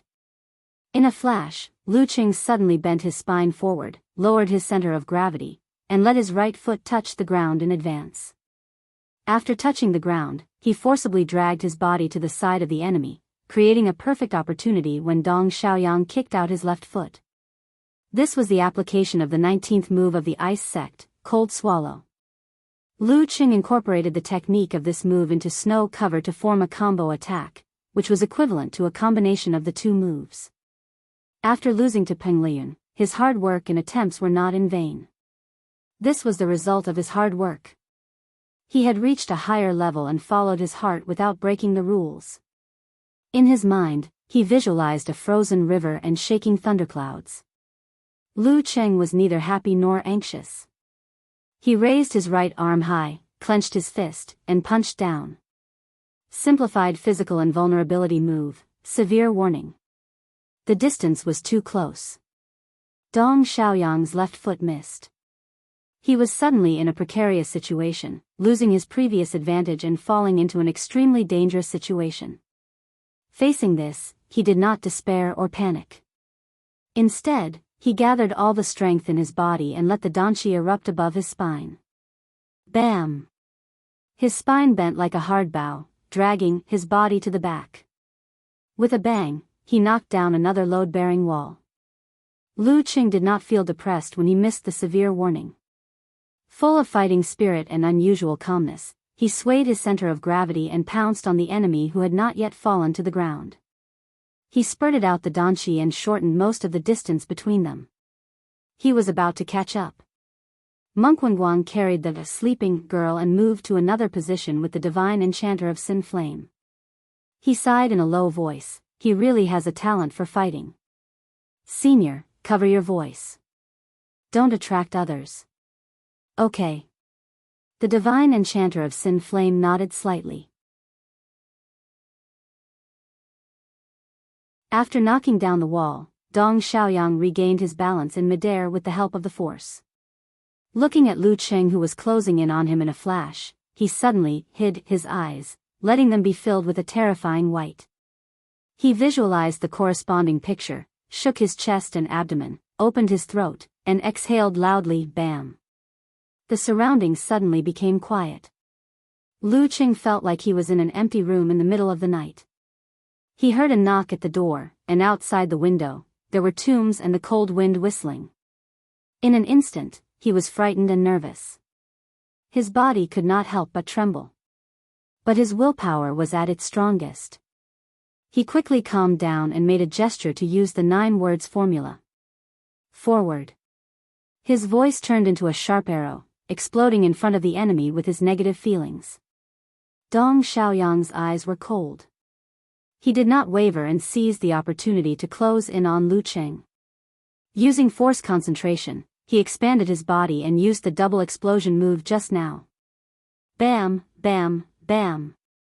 Boom, boom, boom. Lu Qing responded with a series of dance stage outbursts, but he was beaten back by the duet again and again.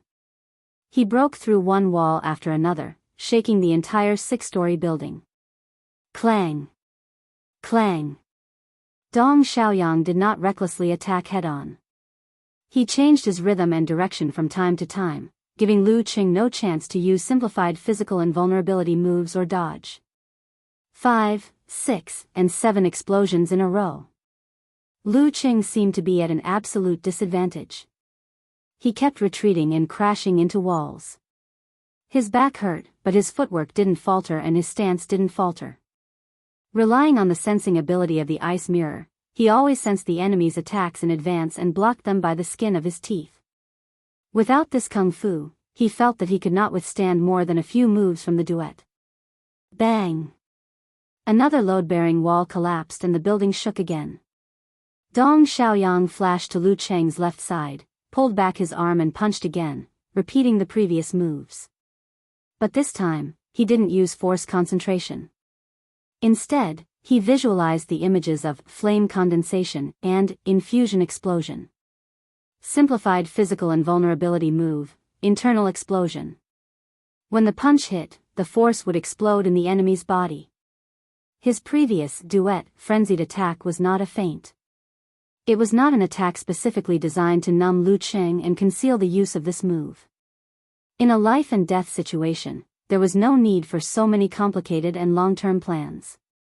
There was only a flash of inspiration and the right time, because there were too many variables. Dong Xiaoyang's arm muscles undulated as he threw out a punch. He was expecting Lu Qing to subconsciously parry his attack like he had done so many times before. If Lu Qing was aware of it, he could force Lu Qing to dodge and create an opportunity for him to follow up with a series of attacks. Lu Qing's heart was like an ice mirror, reflecting the surroundings.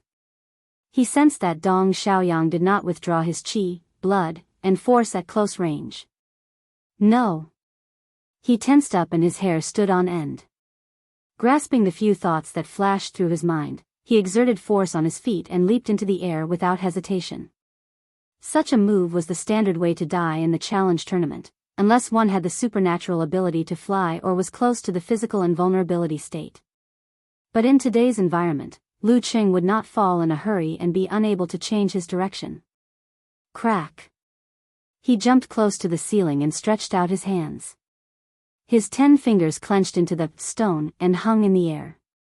Then he used force concentration. With his fingers as a fulcrum, he bounced back and jumped backward like a gymnast. His feet kicked towards the ceiling, as if he was going to use the rebound force to attack. Below, Dong Xiaoyang could almost foresee what would happen if he forcibly changed his direction, jumped up, and gave Lu Qing an internal explosion punch in midair. In that case, Lu Qing would rebound and change his direction, fall to the ground from another position, and then give him a fatal blow while he was still in midair. The difference between the target is the ceiling and the target is Lu Qing determined that he couldn't touch the ceiling, so he had nothing to rely on. As the thought flashed through his mind, Dong Xiaoyang lowered his waist and abdomen and made a prelude to change his direction by jumping up. He was trying to trick Lu Qing into pouncing on him while he moved away from his position and attacked from behind with his elbow. This was not a fake move. It was just that his movement was slow, and he left some leeway. He could still make Lu Qing's absolute reaction and make a mistake in judgment in a split second. Bang! Lu Qing stomped his feet with great force, breaking the ceiling and causing the stones to fall. He used the momentum to bounce back, but instead of pouncing on Dong Xiaoyang, he jumped to the window like a fish, as if he wanted to escape from the battlefield. You want to escape? Dong Xiaoyang smiled. His lowered waist and abdomen bounced back, and he straightened his knees to change his direction and pounced on Lu Qing's back. This is the flaw you exposed yourself. Lu Qing had just jumped to the window when he felt the sharp pain in his back and the strong wind behind him. However, he did not panic. Instead, he seemed to be expecting something.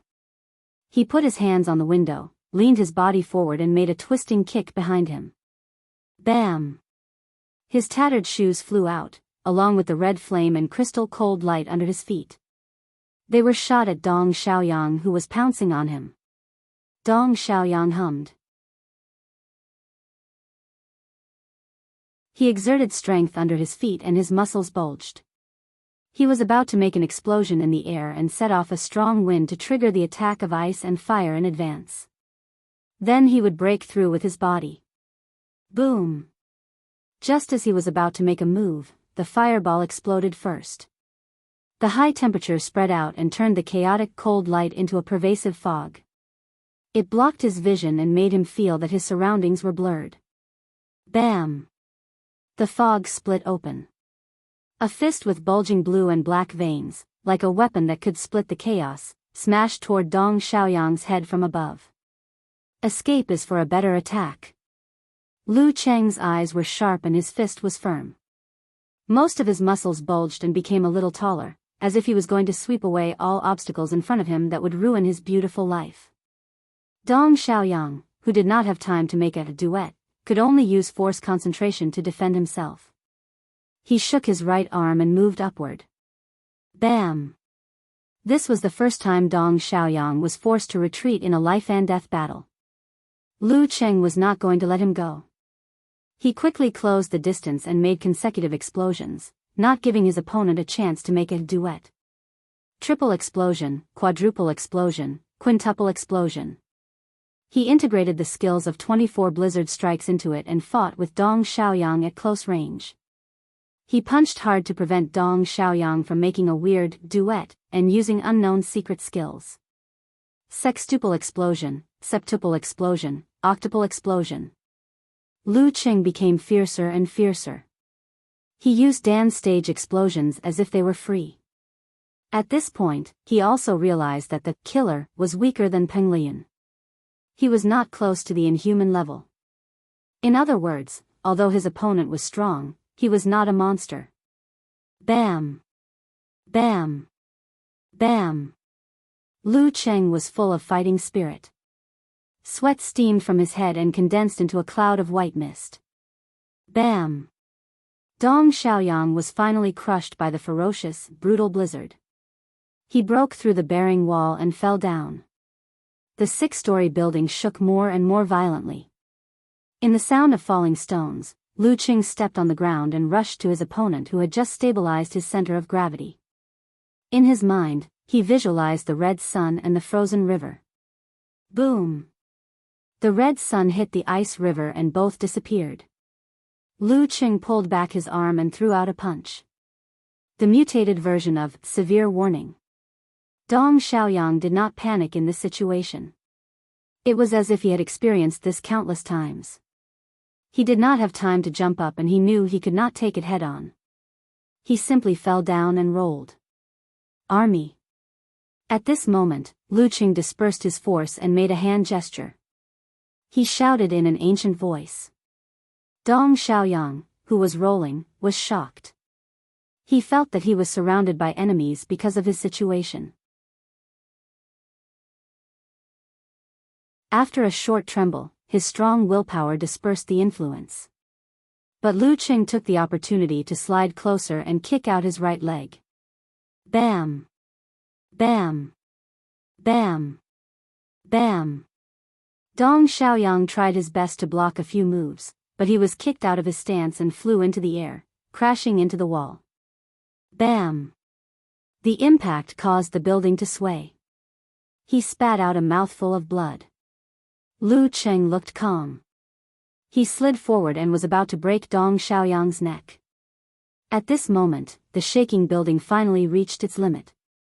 Countless stones fell from above, making a dull and horrible sound. Lu Qing paused for a moment.